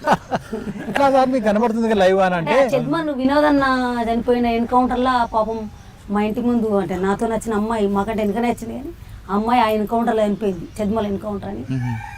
చనిపోయిన ఆ ఎన్కౌంటర్లో ఈమె చనిపోయినట్టుగా పోలీస్ రికార్డు రాసుకొని క్లెయిమ్ చేసుకున్నారు డబ్బులు. అప్పుడు ఇయ్యలేరు ఇక. మేము అడిగితే ఒకటి 2 సార్లు అడిగితే దానికోసం ప్రయత్నం చేయక ఇక ఈ పోలీస్ మా అన్న కూడా చనిపోయింది ఎన్కౌంటర్లో. అయ్యో నేను కూడా దళంలోకి వచ్చాను. సొంత అన్న బయట చేసిండు సిటీ నిజామాబాద్ జిల్లాకు ఏం పేరు? అధ్యక్షుడు విప్లవ రైతు కూలి సంఘం అధ్యక్షుడిగా పనిచేస్తుంది. BRCS అచ్చా. బాలరాజు బాలరాజ్ సార్. అని ఊర్లోనే పనిచేస్తుండే. ఊర్లోనే ఒక దగ్గర కూర్చుంటే వచ్చి చంపేసిపోయింది పోలీసు. అచ్చా అచ్చా. ఇంటి ముందు కూర్చుంటే అంటే మీకు రివార్డులు మీకు 2 లక్షలు ఇచ్చారు, రివార్డు ఇచ్చారు. తర్వాత భూమి ఇచ్చారా? భూమి గిదే ఇచ్చింది. ఇక్కడ ఒక 3.5 ఇళ్ళనే గుంటలు నలుగురికి ఇచ్చారు ఇలా. ఈ ఇది ఒక 3.5 గుంటలు ఇచ్చిండ్రు. అప్పుడు ఒక 5 ఎకరాలు ఇస్తాం వ్యవసాయ భూమి అన్నారు. ఇక్కడ చాలా మీరు ఎక్కడ భూమి ఉందో చూసుకోండి వెతుక్కోండి అని అన్నారు. కానీ ఇక్కడ స్పెషల్లీ సిరిసిల్ల ప్రాంతంలో ఉన్న ఏంటంటే ఒక్కొక్క గ్రామం నుంచి 20 మంది నక్సలైట్లు ఉంటారు ఇక్కడ సరెండర్ అయిన వాళ్ళు. అట్లాంటి వాళ్ళందరికీ భూములు వస్తే ఇక్కడ భూములే ఉండే. మరి మీరు ఎక్కడ వెతుక్కోరు అంటే కొందరు వెతుకున్నారు, కొందరు దొరికినాయి, కొందరికి ఇక లేవాయి అని చెప్పేస్తున్నారు. మేము కూడా ఎక్కువ ప్రయత్నం కూడా చేయలేదు, అట్లా అది రాలేదు. అచ్చా. బయటకు వచ్చిన తర్వాత చాలా కొంతమంది నక్సలైట్లు సెటిల్మెంట్లు చేసుకుంటూ రియల్ ఎస్టేట్ దందాలు చేసుకుంటూ పెద్ద పెద్ద కార్లు తిరుగుతుంటారు. మరి మీరు ఇక్కడ కామ్గా మీ కొబ్బరి చెట్టు కింద మేమైతే ఇప్పుడు ఏ సమాజానికి అయితే మేము కొన్ని నీతులు కొన్ని పద్ధతులు చెప్పినామో ఆ సమాజం ముందు మేము అనాగరికంగా ప్రవర్తించడం అంత మంచిది కాదు. ఇప్పటికి కూడా మేము ఒక ఈ మత్తు పానీయాలు అలాంటివి కానీ మా ఎక్కడన్నా తప్పుడు వ్యవహారాలు చేస్తుడు కానీ ఎక్కడన్నా సెటిల్మెంట్లు చేయడం కానీ 100% తను కానీ మేము కానీ 100% దూరం వాటికి. మేము సిన్సియర్గా మా బతుకు మేము బతుకుతున్నాం. సమాజంలో ఫలానా వాళ్ళు నక్సలైట్లో కొయ్యొచ్చారు కానీ ఏ ఒక్కరికి అన్యాయం చేయరు. వీళ్ళు ఇప్పటికి కూడా కొన్ని ప్రిన్సిపల్స్తోని కొన్ని పద్ధతులతోని నిబద్ధతతో బతుకుతున్నారు అనేటువంటి పేరు మాకు పోలీసుల నుంచి ఉన్నది, ప్రజల నుంచి ఉన్నది. ఇక్కడ ఉన్నటువంటి మమ్మల్ని అభిమానించే మా ప్రజలలో కూడా మాకు గుడ్ నేమ్ ఉన్నది. అంటే మంచి వాళ్ళు వీళ్ళు సిన్సియర్గా బతుకుతున్నారు. మీరు చూస్తే అర్థమవుతుంది. అన్న వాళ్ళు ఇల్లు ఉంటారు మీ పక్క దగ్గర ఇల్లు ఉండబట్టి తను ఒక 15 సంవత్సరాలు 12 సంవత్సరాలు అవుతుంది. ఇటుకలు తయారు చేస్తారా? ఇటుకలు తయారు చేసినాం మనం. ఇదంతా మేమే ఇదంతా మేమే తయారు చేసి కట్టుకుంటాం. కట్టుకున్నది. అంటే మీకు మరి ఆర్థికంగా ఇక మేము మాకు రివార్డ్ ఇచ్చింది ఉందనుకోండి, దాంతో కొంచెం మెల్లగా ఒక వ్యవహారం చేసినాం. వేమనాడులో నేను కోళ్ళ ఫారం కట్టుకున్నాను ఒక 10 సంవత్సరాలు పౌల్ట్రీ ఫామ్ నడిపించుకున్నట్టు. దాంతో కొంత డబ్బులు రావడం, కొంత వ్యవసాయం చేసుకోవడం, ఈ చిన్న వ్యవహారాలు స్టార్ట్ చేసుకున్నాం. అప్పుడు కొంచెం భూములలో కూడా ఇప్పుడు ఎక్కడన్నా పెట్టుబడి ఎవరైనా పెడుతున్నారు అని అంటే మా వంతు కూడా 50,000 పెడతాం, మాకు ఏమన్నా అయ్యింది అని చెప్పేసి అట్లా చిన్న వ్యవహారం చేసుకుంటాం. సెటిల్మెంట్ మాత్రం కాదు, సెటిల్మెంట్ కాదు, అక్రమంగా 100% సక్రమంగా మా ప్రతి రూపాయి వెనకాల కూడా మా శ్రమ ఉంటుంది. ఎక్కడ కూడా తప్పు. ఓకే. ఇక నర్సన్న అలియా సిద్ధన్న, చెప్పండి అన్న, మీ ప్రయాణం ఎందుకు వెళ్ళింది, ఎక్కడెక్కడ వెళ్ళారు, మీ చివరికి మళ్ళీ ఎందుకు వచ్చారు? ఇక కూడా ఇప్పుడు సంఘటనలు చెప్పాలంటే కొద్దిగా బాధ ఉంటుంది. ఎందుకంటే అది పోలీసు వాళ్ళకు తెలుసు, మాకు తెలుసు, ఇక్కడ ఉండే ప్రజలకు తెలుసు. మీకు బాగా బాధపడిన సంఘటన చెప్పండి పోనీ. ఇక బాధ అంటే ఇప్పుడు దాడులు మేము చేసినాం, మా మీద వాళ్ళు చేసారు. ఈ దాడులకి వెళ్ళి కొంతమంది మా వాళ్ళు చనిపోయారు, కొంతమంది వాళ్ళు చనిపోయారు. ఇవి ఎక్కడ ఏడా అనేది అంటే వాళ్ళకైతే తెలుసు. మొత్తం మీద సిద్ధన్న ఉన్నప్పుడే ఈ సిరిసిల్ల డివిజన్లో ఎన్ని ఎన్కౌంటర్లు అయినాయి, ఎన్ని ఫైరింగ్లు అయినాయి అనేది తెలుసు. గంభీరపేట దాడి చెప్పండి. గమ్మరపేట అక్కడ కాలేదు దాడి. మీరు పోలీసు దాడి చేశారట కదా? ఒక ఏఎస్ఐ అంటే చనిపోయింది. సిద్ధన్న అనగానే ఇప్పుడు నాకు గుర్తుకొస్తుంది. అది నేను కాదు, మన పేరు వచ్చింది కావచ్చు, కానీ వేరే అతను పోయి ఇప్పుడు మేము నాయకత్వం వహించేటప్పుడు ఒక 2 సభ్యులను తోలిచ్చిన వాళ్ళు ఎవరు చేసి వచ్చినా ఇక్కడ సిద్ధంగానే వస్తుంది. ఇది కోనరాపేటది? కోనరాపేటది మేమే. చెప్పండి అసలు. కోనరాపేట ఉండొచ్చు. లేదు, కోనరాపేట మీద దాడి చేయలేదు. దాడి చేయకన్నా ముందే ఫెయిల్ అయినాం మేము. అంటే అసలు ఆ సంఘటన ఒకసారి చెప్పండి. మీరు అనేది కోనరాపేట పోలీస్ స్టేషన్ మీద దాడియా లేదా ఎస్ఐ గ్రామంలో? పోలీస్ స్టేషన్ మీద దాడి కాదు, ఎస్ఐ మీద దాడి చేశారు కదా. ఎస్ఐ చనిపోయింది. వెనక ఆయన పోతున్న క్రమంలో అంటే మా పార్టీ ఉన్నదని చెప్పి వాళ్ళు మూవ్ అయ్యి ముందుకు వచ్చారు. వాళ్ళు జంగల్లోకి వెళ్ళి పోగా వాళ్ళు ఇట్లా అత్తురట అని అంటే మేము ఇట్లా మాటేసినాం. మాకు వాళ్ళు వచ్చిన విషయం తెలిసిపోయింది కాబట్టి ఆ మాట వేసిన దానిలో మా వాళ్ళు కొడితే ఎస్ఐ చనిపోయింది.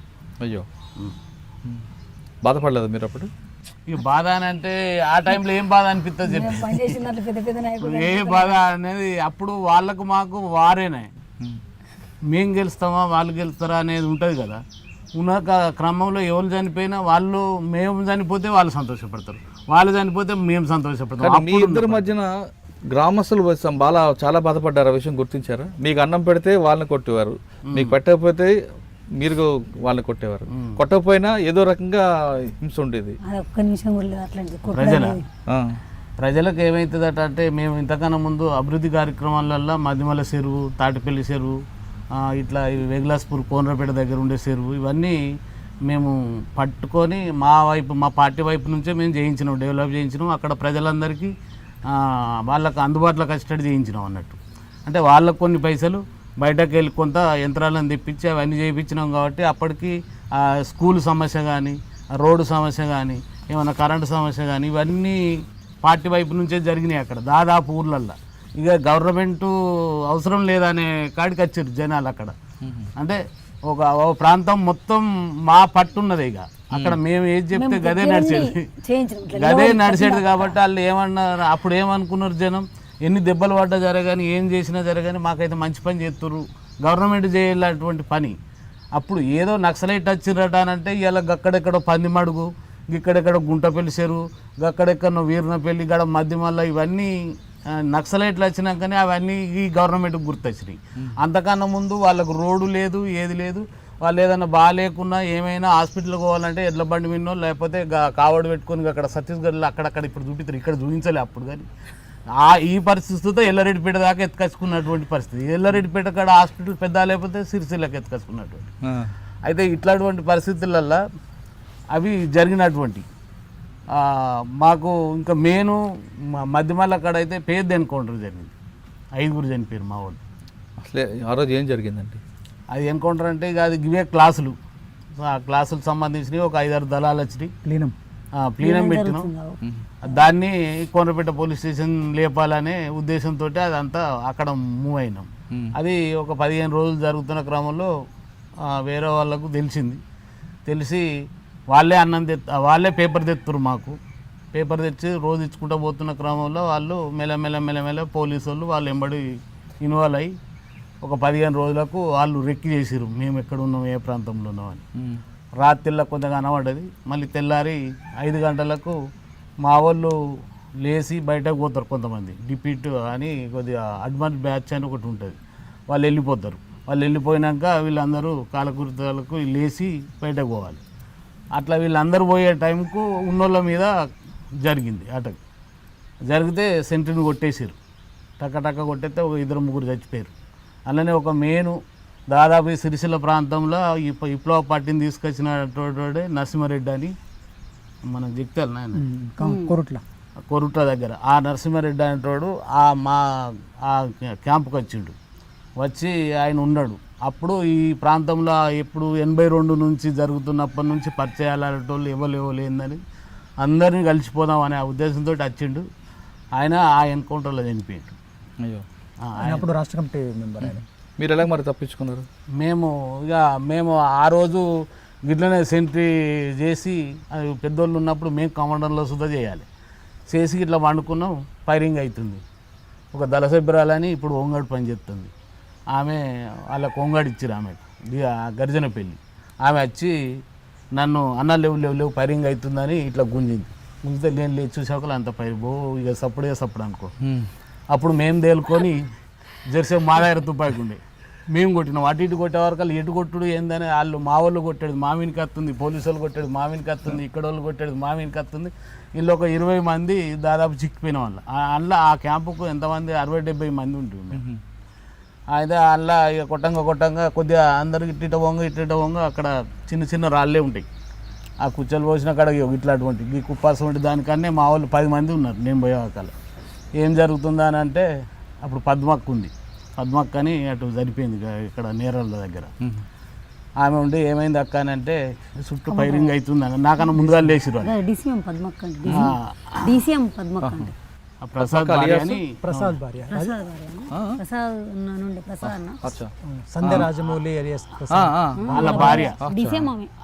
వాళ్ళ భార్య ఉంది. దానిలో ఇక ఏమైంది అక్క అంటే చుట్టూ ఫైరింగ్ అవుతుంది అన్నాడు. అంటే ఇక నాతో ఇంకో 2-3 సభ్యులు ఉన్నారు. కొత్త వాళ్ళు మహిళలు బాగా వచ్చారు. వాళ్ళందరూ మొత్తుకుంటా ఉన్నారు. ఇక వాళ్ళని అందరిని పట్టుకొని ఒక సైడ్ నుంచి పోదాం పని ఇటు కొట్టి అటు దిగినాం. ఇక దిగి ఒక గంత దూరం దాకా బెండింగ్లో పోయినాం. పోయి ఆడికెళ్ళి అటు తప్పించుకొని పోయినాం. ఇక పోయినాక ఇక 1:12:30 వరకు వార్తలు వస్తాయి, రేడియోలు ఉంటాయి కదా. మరి వార్తలు వస్తే ఎన్కౌంటర్లో 5 చనిపోయారు, పలానా పేర్లు రానే వచ్చినాయి. ఇక మేము సిల్లాడిపోయినాం, అటు ఇంత కొంతమంది, ఇటు కొంతమంది, అటు 20 మంది. అందరూ రిట్రీట్ అయిపోయారా? అందరు ఎక్కడో అక్కడ కొంతమంది కలిసారు. మళ్ళీ ఒక 3 రోజులకు మాకు ఉంటుంది రోజు దినచర్యలో ఏముంటుంది, ఫలాన్ కాడ మనది ఉంటుంది ఏపీట్ అని ఒకటి పెట్టుకుంటాం కోడు. ఆ కోడు దారికి ఏ విధంగా ఏపీట్ అని మాకు రోజు అపార్ట్మెంట్ అని పెట్టుకుంటాము. ఆ అపార్ట్మెంట్లో కలవాలి. ఇప్పుడు ఏమైనా జరిగిందనుకో ఆ ఊరికి వచ్చి నువ్వు ఆగాలి పొలం కాడ. నువ్వు ఆయన ఎన్నాళ్ళు ఉండని. ఇప్పుడు సిద్ధానాటోళ్ళ ఇంటికాడ అడ్రస్ ఉంది కాబట్టి వీడికి మనిషిని తోలిస్తాడు ఆయన ఆ ఊరు పోయి. ఆడికి పోయి వీడికి వచ్చినాక వీడికి వాళ్ళని వస్తే ఫలాన్ కాడు ఉన్నాడు అన్న చెప్తే ఆడికెళ్ళి మనం ఇంకో మనిషిని పంపించి దాదాపు అక్కడ ఉండే నాయకత్వం వహించే నాయకుడు అనేటోడు అందరినీ చేసుకోవాలి మళ్ళీ. అట్లా మేము ఒక 2-3 రోజులకు మొత్తం కలిసినాం. మొత్తం కలిసినాక ఏమైంది, అప్పటికే మేము ఆ కోనరపేట పోలీస్ స్టేషన్ అది ఇది అని అనుకున్నాం కదా. ఈ మా దగ్గరకు వచ్చిన మిలిటెంట్స్ దాదాపు ఒక 20-30 మంది ఉంటారు మా ఏరియాలో, ఆ క్యాంపుకి వచ్చిన వాళ్ళు. దానిలో ఈ కోనరపేట రెక్కి చేసేటోళ్ళు ఆయన దొరకలే. అయితే ఇది అయిపోయినాక మేము అట్లా వచ్చి నేను అతను పిలుచుకున్నాను. ఎందుకంటే మనం అవన్నీ చేసినాం కాబట్టి నువ్వు అరెస్ట్ అవుతావు, మళ్ళీ నీకు ఇబ్బంది అవుతుంది, పైసలు ఇస్తాను, నువ్వు ఎటనో వదిరా అని అంటే ఆయన రాలే. నాకేం కాదు అన్నాడు. ఆయనతో అది పోలీసులకు డౌట్ వచ్చింది. అక్కడక్కడ అటో ఇటో గుద్దుకుంటూ పోతారు కదా, ఉరికనే ఊరుకుడా వీళ్ళు తుపాకీ లేకుండా. ఆడిడ దెబ్బలు తాకినాయి కాబట్టి డౌట్ వచ్చింది, పోలీసులు పట్టుకున్నారు. ఆయన ఇంటర్గేషన్ చేస్తే ఇదంతా మ్యాటర్ బయటపడేది. ఇంత తెలిమొచ్చింది పేపర్ తెల్లారొచ్చింది. పోలీస్ స్టేషన్ మీద దాడి పేలని దాడి చేయడానికి సిద్ధమైనరు. ఇవాళ రేపు దాడి జరగబోతుంది అని పేపర్లో రాసిరు. అది మొత్తం క్లియర్ అయిపోయింది. మేము ఏమేం చేయాలనుకున్నది అంతా అయిపోయింది. ఇక అప్పటికే ఇక మళ్ళీ చేయలేము కదా. ఇక అయితే ఆడికెళ్ళి వాళ్ళు అంతా వెళ్ళిపోయినారు. ఇక లాస్ట్కు ఒక 2-3 రోజులు అయినాక ఎక్కడ వాళ్ళు అక్కడ వెళ్ళిపోయినాం. ఇక అది పెద్ద సంఘటన అనేది ఎన్కౌంటర్. అదే సమయంలో జనశక్తి కూడా మీకు పోటీగా తయారైంది. అప్పుడు అంతకన్నా ముందు అది. అవును, జనశక్తికి మీకు వారాలే నడిచింది. ఇక అది ఎప్పుడు 90ల కన్నా ముందు నుంచి 90 కన్నా ముందు నుంచి వాళ్ళు మా మిలిటెంట్లను కొట్టుడు, మేము వాళ్ళ మిలిటెంట్లను కొట్టుడు, ఇట్లా జరుగుతున్న క్రమంలో కొంత నాయకత్వం అనేది కూర్చొని మాట్లాడడంలో లేట్ అయింది. లేట్ అయి మాట్లాడడంలో అక్కడ ఏమనుకుంటున్నారంటే మాదంటే మాదని. ప్రజలలో ఏం జరుగుతుంది అక్కడ పోలీసు వాళ్ళది కాదు ఇక్కడ జరిగేది. మా వాళ్ళే గెలిచిరంటే మా వాళ్ళే గెలిచిరని పెద్ద చర్చ ఊళ్ళల్లో జరుగుతున్న క్రమంలో ఇక లాస్ట్కు ఈ బొండికాయలు కోసుకుడు ఇవన్నీ జరిగినాయి. దాదాపు వాళ్ళను మా వాళ్ళు కొట్టుడు, మేము వాళ్ళని కొట్టుడు, వాళ్ళు మమ్మల్ని కొట్టుడు, ఇవన్నీ ఊర్లలో జరిగిన కారణంలో ఇక కనీసం కూర్చొని మాట్లాడదామని అనుకున్నాం అన్నట్టు. మాట్లాడదామనే టైంకు వనపల్లి జంగళ్ళల్లో కూర్చున్నాము. వాళ్ళని పిలిపించడానికి కోసం అన్ని ప్రయత్నం చేసినాం, మొత్తం సామాన్ తెచ్చినాం. ఒక 15 రోజులు కూర్చొని మాట్లాడదామనే టైంకు 2-3 రోజులలోనే ఎడ్ల బండి మీద సామాన్ తీసుకురాగా ఆయనతో పోలీసు వాళ్ళు అక్కడికి వచ్చారు. ఇన్ఫర్మేషన్ వచ్చి ఆయనతో వాళ్ళని అరెస్ట్ చేస్తే వాళ్ళు ఉన్న దళం మీద చూపించారు. చూపిస్తే అందులో వెనక బంధు నుంచి కొడితే అందులో మాకన్నా ముందు డీసీఎం అని రామచంద్ర ఉండే, ఆయన మీను వాళ్ళ భార్య ఇందిరక్క అని రామచంద్ర అని 2 చనిపోయారు. అయ్యో, మేము మిగతాలో వెళ్ళిపోయినాం అక్కడ నుంచి. అప్పుడు వాళ్ళ జనశక్తి వాళ్ళకి అనుమానం రాలేదు. ఇక జనశక్తి వాళ్ళు ఏమైంది తెలుసా, అది జనశక్తి వాళ్ళ దగ్గర కాంటాక్ట్ పంపినాం మేము వాళ్ళ నాయకుని దగ్గరికి. పంపితే ఏమవుతుందంటే వాళ్ళు తప్పించుకోవడానికి ప్లాన్ చేసారు. వాళ్ళు ఇక రాలే మా దగ్గర. వాళ్ళు రాక 2-3 రోజులు లేట్ అయింది. లేట్ అయ్యే వరకల్లా ఆయనతో ఫైరింగ్ అయింది. ఫైరింగ్ అయిపోయినాక ఇక వాళ్ళు అటు మేము ఇటు. కానీ మీ ఇద్దరు పీపుల్స్ వారు జనశక్తి ఎదురుపడి కాల్పులను జరుపుకున్న సంఘటనలు ఉన్నాయి కదా, మత్తుగా ఉన్నాయి. అయితే ఏది వట్టిమల్ల కాడ జరిగింది. ఈడ రంగంపేట్ల వీళ్ళు అడిగిపోతే వీళ్ళు ఊరు దగ్గర జరిగితే 2 చంపేసారు మా వాళ్ళు వాళ్ళనే చంపేసారు జనశక్తి వాళ్ళు. కానీ జనశక్తి సంబంధించిన సభ్యులు తలలు కోసి పోలీస్ స్టేషన్ తీసుకొచ్చిన పోలీస్ స్టేషన్ కాదు కానీ పంపించారు నాగంపేట. అది అప్పుడు దొంత మార్కెండే ఉండే. అది మేము అప్పుడు సభ్యులం కాదు, పూర్తి అప్పుడు మేము అంటే ఊళ్ళో పనిచేస్తున్నాం. కానీ అప్పుడు అంత దారుణంగా చేయాల్సిన అవసరం ఉందండి. అంటే వాళ్ళ చర్యలు కూడా అట్లా ఉండే. వాళ్ళు అక్కడ అట్లా వాళ్ళు కూడా చెయ్యద్దు, తలకాయలు కోయడం అనేటువంటిది కరెక్ట్ కాదన్నాం. తర్వాత రివ్యూలలో చంపడం కరెక్ట్ కాదు. కానీ ఆనాడున్న పరిస్థితులు కొంచెం అడిదికు ఉసిగొలిపినాయి. వీళ్ళు చేస్తున్నటువంటి చర్యలన్నీ కూడా అట్లా ఉండే. కానీ మీ ఇద్దరు కొట్టుకుంటే పోలీసులు కూడా చాలా సంతోషపడ్డారు కదా. అవును, పడతారు కూడా కదా. వాళ్ళు కొట్లాడుకుంటే మనం చేయాల్సిన పని వాళ్ళే చేసుకుంటున్నారు. పిట్టపోరు పిల్లి తీర్చినట్టు ఉంటుంది కదా. అంటే మీరు జనశక్తితో ఒక పక్క పోరాటం, మరోవైపు పోలీసులతో పోరాటం. పోలీసులతోటి అటు ఇటు ముగ్గురు మధ్యలో జరుగుతున్న పోరాటం అది ఎక్కువ జరిగింది సిరిసిల్ల ప్రాంతమే. ఈ జనశక్తికును వారికి జరిగిన లొల్లి కోర రాజన్ గారి ఇది అంతా జరిగేది మొత్తం జరిగేది అంతా ఇక్కడనే ప్రజలు దేవేంద్ర గారి కాబట్టి బలం ఎక్కువ ఉంటుంది వాళ్ళదే.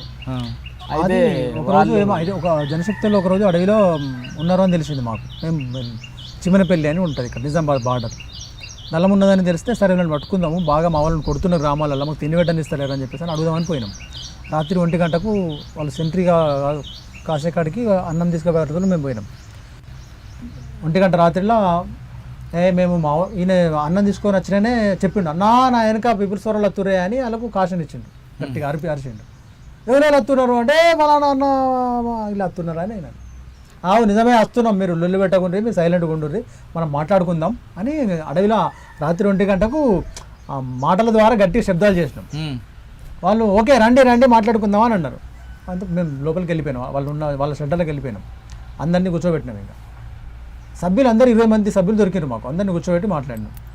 మీరు ఆగుండ్రి అంటే వాళ్ళ నాయకులను పిలిచినాం, మీరు రండి, మీరు అందరు దొరికిండ్రు ఇక్కడ, అందరినీ మేము కూర్చోబెట్టాము, మీరు కూడా రండి మాట్లాడుకుందాం అంటే అన్న వస్తున్నాం ఆగుండ్రి అని అన్న ఇప్పుడు ఇక్కడ శబ్దం ఇక్కడ వినబడ్డ శబ్దం ఇంకో 10 నిమిషాలు అయిన తర్వాత ఇంకొంచెం మీదకి పారిపోయినారు వాళ్ళు. లీడర్లు అందరూ పారిపోయినారు. ఆ దళం సంబంధించిన సభ్యులందరూ మాకు దొరికినారు. వాళ్ళ దళానికి సంబంధించిన వాళ్ళ లీడర్లు అందరూ కూడా పారిపోయినారు. మరి వాళ్ళు ఏం చేశారు? మీరు ఆ సభ్యులందరినీ తుపాకులు తీసుకున్నాం మేము. ఆ దగ్గర 20 తుపాకులు దొరికినాయి మాకు అని ముళ్ళగట్టి. అప్పుడు మేము ఏమనుకుంటే తుపాకులు తీసుకుందాం అనుకున్నాం 1 నిమిషం. తర్వాత మళ్ళీ ఏమనుకున్నామంటే వీళ్ళను మనము దొరకబట్టుకుని తుపాకులు ఉంచుకుని మనకి ఏం అవసరం ఉంటుంది, మనం అనుకుంటే స్టేషన్ మీద దాడి చేసి తెచ్చుకుందాం తుపాకులు. వీళ్ళ దగ్గర చాలు మీ తుపాకులు మాకు అద్దుపోరా అని చెప్పి మళ్ళీ ఏళ్ళకి ముళ్ళగట్టి పంపించేసి. అప్పుడు వాళ్ళే తుపాకులు వాడారు, మీరే తుపాకులు? అందరి దగ్గర దాదాపు మా దగ్గర AK-47లు ఉన్నాయి, SLRలు ఉన్నాయి, 303లు ఉన్నాయి, 410 మస్కెట్లు ఉన్నాయి. అవును, మీకంటే పోలీస్ స్టేషన్ మీద దాడులు వాళ్ళకి ఎక్కడ దొరికే తుపాకులు? వాళ్ళను అంతకుముందు ఇప్పుడు మీకు తెలుసు, నాకు తెలుసు, మీకు ఐడియా ఉంది కావచ్చు, లైసెన్స్డ్ ముఠా కే రాజన్న అని అంటారు. అవును, కే రాజన్న వాళ్ళకు లైసెన్స్ తుపాకులు ఉండే అప్పుడు. ఓహో, అందుకే మేము వాళ్ళని ఏమంటుంటాం ఇక్కడ అంటే కే రాజన్న వాళ్ళ విప్లవ పోరాటము కేవలం పీపుల్స్ వార్ను నిర్మూలించడమేనా, లైసెన్స్డ్ ముఠా కే రాజన్న వారి నాయకత్వం ఏం చేస్తుంది, అలా లైసెన్స్డ్ ముఠా అని చెప్పేసి అని అంటుంటే మా పార్టీ వాళ్ళని.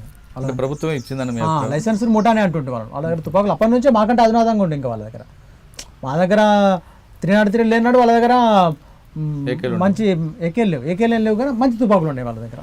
వాస్తవంగా ఆయుధ సంపత్తి జనశక్తి దగ్గరనే మంచిగా ఉండే మొదటి చూడు. తర్వాత మా దగ్గర అనేక దాడులు, పోలీస్ స్టేషన్ల మీద దాడులు వాళ్ళ దగ్గర. మీకు 2-3 సంఘటనలు చెప్పారు, 2 మిస్ అయిన సంఘటనలు చెప్పారు, ఒకటి పారిపోయిన సంఘటన చెప్పారు. మీకు బాగా ఈ సంఘటనలో పాల్గొన్నాను అని బాధపడే సంఘటన ఉందా?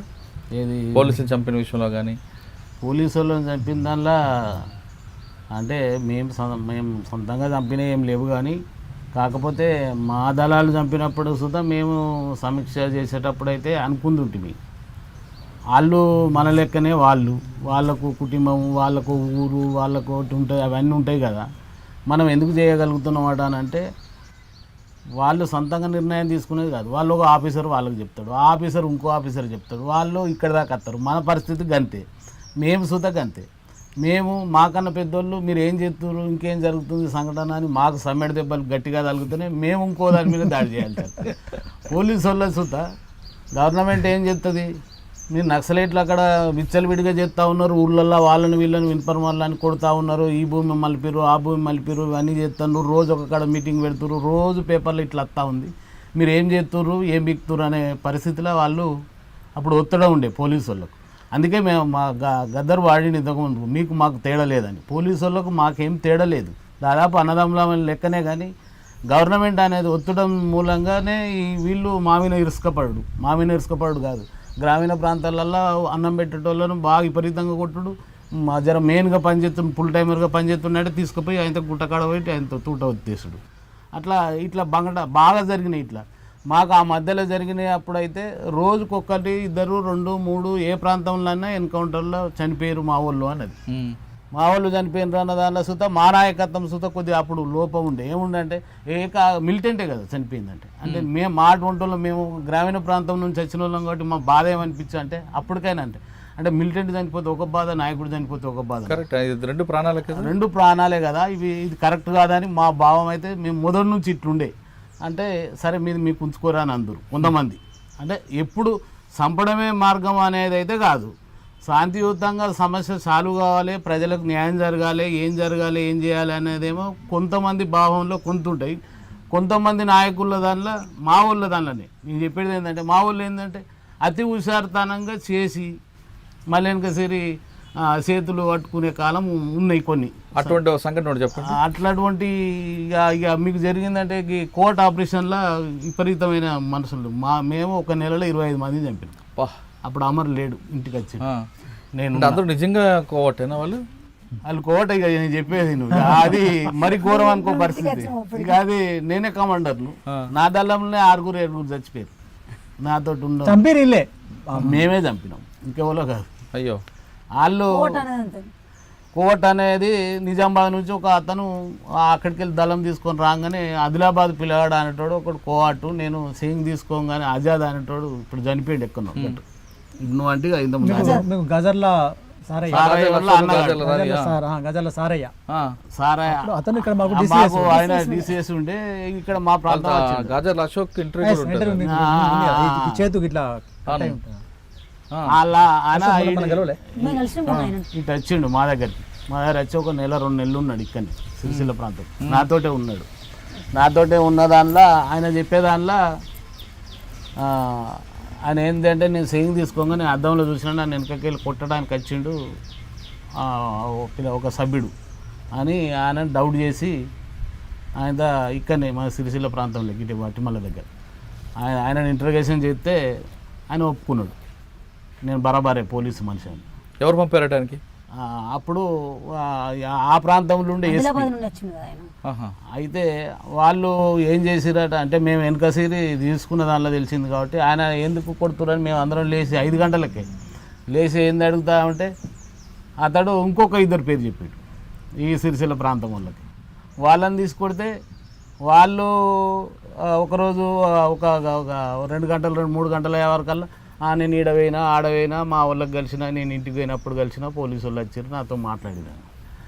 అయితే ఇక అది ఏం జరుగుతుందో అర్థమవుతలేదు. ఇక మేము దాదాపు ఒక 70 మంది ఉన్నాం, నా దళంతో 70 మంది ఉన్నారు, 3-4 దళాలు ఉన్నాయి.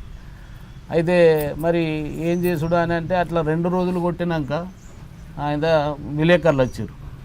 విలేకరులు వస్తే ఒక మరిమడ్లని అటు అడవి ప్రాంతం ఉంటుంది, ఆడికి వచ్చారు. ఆడికి వెళ్ళి నేను తీసుకొని పోయి ఆడికి తీసుకుపోయే వరకల్లా వాళ్ళు వాళ్ళంతా ఎంక్వైరీ చేసే వరకల్లా అప్పటికే దెబ్బలకు వాళ్ళు ఒక ఆయన చనిపోయిండు, పాలిథిన్ కాగితంలో పెట్టాడు కప్పారు.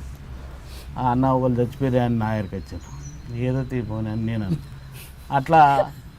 ఆ రాత్రి అయింది, మేము పోయేవరకల్లా 11 అయింది. ఆ జంగల్లో ఆ బురదలకి వెళ్ళి వాళ్ళని తీసుకుని పోయే వరకల్లా ఇక బాగా పేద గుట్ట, ఆ గుట్టకి ఎక్కే వరకల్లా వాళ్ళు అలసిపోయినట్టు అయ్యారు, పండుకున్నారు. తెల్లారి 10 మంది దాదాపు 10 మంది అని తేలింది. 10 మందిని ఆ రోజు మళ్ళీ ఈ విలేకరుల దగ్గర కూర్చోబెట్టినాక వాళ్ళు అడిగితే గిట్లనే ఇక మీరు మమ్మల్ని అడిగినట్టు అడిగితే ఇదంతా డూపు, అది మేము దెబ్బలకు వశపడక చెప్పుకున్నాము ఈ విషయం అన్న, మీకు దండం పెడతా, మమ్మల్ని విడిచిపెట్టు, మేము బతాం, ఈ ప్రాంతంలో కాక ఎక్కడ నన్ను వెళ్ళిపోతామని కొంతమంది అన్నారు. అమ్మ నా కొడుకుల వీళ్ళు మళ్ళీ అంటారట అని మళ్ళీ ఇదే అజాద్ అన్నట్టు ఆయన చల్ వాడిని మళ్ళీ తీసుకుపోమని ఒక అర్ధగంట సేపు అటు తీసుకుపోయి మళ్ళీ ఒక ఇంటర్గేషన్ చేసి మళ్ళీ వచ్చినాక బరాబర్ అన్న సరే అయిపోయిందని ఆయన అక్కడికి అయిపోయినాక ఒకటే రోజు 10 మంది 6గురిని నిమ్మపల్లి దగ్గరికి తీసుకొచ్చి చంపినాం. 4గురిని మానాల కాడ 4 ఆడదెప్పి. అది ఇక ఆ సంఘటన జరిగినాక ఇంకా ఉన్నా నేను ఇంకో సంవత్సరం దాకా పార్టీలో. అదంతా జరిగిపోయినాక ఇక దీని మీద మళ్ళీ రివ్యూ చేసుకోవాలి కదా, ఇక ఎందుకు జరిగింది ఇంతమంది అంటే ఆ ప్రాంతంలో తిరుగుతున్న క్రమంలో ఆ చనిపోయేటోళ్ళు ఇంటికాడోళ్ళు పార్టీలు ఉన్నారు, ఇంటికాడ మిలిటెంట్ అనేటోడు ఇన్ఫార్మర్. ఇప్పుడు జనరల్గా ఎవరు మన హరిభూషణ్ భార్య చనిపోయింది చూడు నిమ్మపల్లి కాడ తిమ్మాపురం కాడ, ఆమె స్వరూప వాళ్ళ అన్న భీమ్గల్లా అని భీమ్నగర్లా ఉంటాడు. ఆయన ఇన్ఫార్మర్ అని తేలింది. ఆయనను చంపకన్నా ముందు సొంతం అక్క కదా, ఒకసారి నువ్వు మాట్లాడిపోమని సొంత మాట్లాడి చెల్లెలు ఉద్యోగంలో ఉన్నది మాట్లాడాక మాట్లాడినా ఆమె ఎంత మాట్లాడినా ఏం చేసినా ఏం చెప్పిండేమో ఒక్కడే పోయి ఒక ఆమెనే పోయి మాట్లాడింది. అయితే ఏం చెప్పిందేమో కళ్ళకు నీళ్ళు తుడుచుకుంటూ వచ్చింది. ఆమె తుపాకి చేతిలో ఉంది. ఇక వచ్చినాక ఒక 5-10 నిమిషాలు అయినాక ఇక తీసుకొని పోయినారు. ఒక బ్యాచ్ తీసుకుపోతే ఊరు దగ్గర పోయి కొట్టేసి రావాలి. ఇక ఈ జంగల్లో కొడితే ఎక్కడ దాకా మళ్ళీ వాళ్ళు వచ్చి తీసుకుపోవడానికి ఇబ్బంది అవుతుంది బాడీ అని ప్రతి దాన్ని ఇట్లా జగిత్యాల దాకా పోయినాం. ఆ జగిత్యాల దాకా పోయేటప్పుడు ఈ ఎప్పుడైతే స్వర్ణ స్వరూపాలు అన్నయ్యకి చంపేశారా? చంపేసి అంటే ఆవిడ చంపలేదు, ఆమె చంపడు. ఇక ఆమె చంపితే ఎవరు చంపినా ఇక ఆమె ఆ సంఘటనలో ఉంటుంది. అంటే ఏడ్చుకుంటూ వచ్చింది అంటున్నారు కదా ఆవిడ. అంటే కళ్ళ నీళ్ళు ఇక కొద్దిగా ఆమె తట్టుకుందా. మీరు అన్నయ్యతో మాట్లాడండి, ఆమె కన్ఫర్మ్ చేసుకోండి అని అంటే పక్కకు పోయి మాట్లాడింది. మాట్లాడితే అతను ఏం చెప్పిండు అనేది ఆమె చెప్పకుండా ఆమె ఏడ్చుకుంటూ బయటకు వచ్చింది. అంటే నిజమే అన్న మరి ఏం చేద్దాం అమ్మ మీ వెళ్ళేసరికి బాడీ ఉందా, తర్వాత తీసుకొని పోయి చంపేసి అప్పుడు కాదు ఇక వాళ్ళందరిని ఒక్క కాడ పెట్టేయాలి, వీళ్ళను రాత్రి తీసుకుపోవాలి, ఎన్నో కొట్టేసి రావాలి కదా. ఇవన్నీ జరిగినాక లాస్ట్ నెల వరకల్లా ఎంతమంది అయినరట అని అంటే 25 మంది అయ్యారు మా వాళ్ళు. అంటే జగిత్యాల వరకు వెళ్ళారు, జగిత్యాల దాకా వేరు. ఇట్లనే ఇక వాళ్ళ దళం పోతుంది. ఇక మాకు మానాల దాకా మనం ఉన్నాము, మానాల గడికి మనం రిటర్న్ అయినాం ఇటు చింతకుంట అటువంటి. ఇది అట్లా పోతున్న క్రమంలో ఇక అటు పొంగ తాపుకోడు కమాండర్ అనేటోళ్ళు సుతా బలయ్యారు. ఆ రోజు నేను నా పేరు మా సభ్యుడు అనేటోడు సిద్ధాన్న సుత ఉన్నాడు అని అంటే తప్పని పరిస్థితి. ఇక మనం ఒక 2 రోజులలో ఒప్పుకోమా, ఏం చేస్తాం? ఇక అది ఒప్పుకుంటే బతామా అని అంటే బతకం, ఒప్పుకోనంటే రోజు కొడుతూనే ఉంటారు. అది మా పరిస్థితి. ఏం జరిగిందట అంటే నేను కళ్ళతోటి చూడాల్సిన పరిస్థితి. అది నక్సలైట్ చేసే పని కాదు. నేను పార్టీలకి వచ్చినాక సుత ఇది చెప్పిన. దాదాపు మేము మాట్లాడుకున్న క్రమంలో ఏమైందంటే మాకు చర్చ జరుగుతుంది.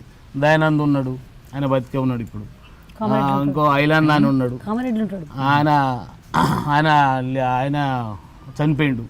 ఇంకో సామె అయినటువంటి ఇప్పుడు ఛత్తీస్గఢ్లో ఉంటాడు, లోకేష్ చందర్ అని ఆయన ఉన్నాడు. ఇవి మాట్లాడేటప్పుడు అంటే తర్వాత 25 మంది చనిపోయిన తర్వాత సమీక్ష ఇవి అన్ని ఎందుకు జరిగింది ఇట్లా అని మన దానిలో ఉన్నోళ్ళు మనం ఎక్కడెక్కడ అని నేను అన్న ముస్తాబాద్కు తీసుకొచ్చిన. ముస్తాబాద్లో ఉండి సుత సిద్దిపేటకు పంపిన ఓ సభ్యుడిని. మరి మనం ఉన్నది ఆడ తెలుసు. ఆయన ఒకవేళ ఆ అభిప్రాయం ఉంటే మనల్ని పట్టించు కదా, అది పోలేదు. మరి కోనరాపేట దగ్గరనే ఉన్నాం, ఒకడున్న ఓ సభ్యుని పంపినాం. ఆ సభ్యుడు సుత చచ్చిపోయిన దానిలో ఉన్నాడు. నేను చర్చ పెట్టింది గన్లు అన్నట్టు. అయితే మరి ఆయన చెప్పపోను ఆ రోజు అంటే ఒక సిద్ధన్న దళం సరిపోదా, పోలీసులకు సరిపోదా? అప్పటికే మా మీద విపరీతమైన దాడులు జరుగుతున్నాయి, ఎన్కౌంటర్ అవుతుంది, అత్తన్నో పోతున్నాం. అప్పటికే ఇవన్నీ జరుగుతున్న క్రమంలో ఇవన్నీ బాధ వేసింది. ఇక మాకు బాగా అంటే బాగా బాధ వేసింది. దానిలో నేను అన్న అంటే మొత్తమే ఇన్ఫర్మర్లు లేరా నీ ఉద్దేశం అని నన్ను అడిగిరాళ్ళు మనోళ్ళు ఉన్నోళ్ళు. నేను లేదని చెప్తలేను, ఉన్నారని చెప్తా. కాకపోతే ఎంతమంది ఉంటారు? మొత్తం 25 మంది ఉంటారా? 25 మంది ఉన్నాక మనకు ఇన్ని రోజులు బతకలేము కదా. ఎప్పుడో చంపేస్తారు వాళ్ళు అంటే అప్పుడే. ఇంతమంది లేరు, తక్కువ ఉంటారు, తక్కువ సంఖ్యలో ఉంటారు. మనం వాళ్ళు ఎవరెవరు అనేది మనం గుర్తించాలి. గుర్తించి మనం రాసుకుంటే రేపు ముందు బయటపడదాం. కానీ లేకపోతే వడవని చెప్పి ఒక 5-6 ఉంటారు ఉంటే అని నేను అప్పుడు మేము అనుకున్న దానిలో ఉన్నది ఆ బుక్లో రాసి ఏం చేశారంటే నీ అభిప్రాయం మేము ఇప్పుడే క్లోజ్ చేయలేము, మేము రాష్ట్ర కమిటీలోకి పంపిస్తాం, సిద్ధాన్న నువ్వు బాధపడక అన్నాడు. ఇక మనకు అప్పటి నుంచి బాధ మొదలవుతుంది, తుపాకీ సుతం మొదలవుతుంది, తుపాకీ బరువు అవుతుంది. అయితే ఇక అప్పుడు మనకు అనిపించింది ఇక న్యాయం లేదు. నేను సొంతంగా ఊర్లోకి పోయి వాళ్ళని ఇంటికాడికి వెళ్ళి మాకు 2 పిల్లలు ఉన్నారు అన్న, ఒక కొడుకున్నాడు. మరి నువ్వు తీసుకుపోతున్నావు, మా పరిస్థితి ఏమవుతుందంటే నీ కొడుకుని బంగారం వాళ్ళు చదివిస్తాం, మీ బిడ్డను చదివిస్తాం, నీకెందుకు బాధ, ఇదేందని తోలుకొచ్చిన వాళ్ళం అవుతుంది. తోలుకొచ్చినాక మాతో వచ్చి ఆయన సంవత్సరం కాయలేదు, సంవత్సరం అయిన వాళ్ళు కొంతమంది ఉన్నారు, 6 నెలల వాళ్ళు కొంతమంది ఉన్నారు, 2 ఏళ్ళ వాళ్ళు ఉన్నారు, కొంతమంది 5-6 ఏళ్ళు ఉన్నోళ్ళు, 5-6 ఏళ్ళు ఉన్నోళ్ళు సుద్ధా చనిపోయారు. ఇప్పుడు వాళ్ళ కుటుంబానికి మనం పోయి ఎట్లా చెప్పుడు, వాళ్ళకు ఏమని చెప్పమంటారు? అప్పుడు పార్టీలో సుతా ఒక కుటుంబం చనిపోతే 5,000 ఇవ్వాలి. అది పూర్ కుటుంబం అయితే 5,000 ఇవ్వాలి పార్టీ తీర్మానం.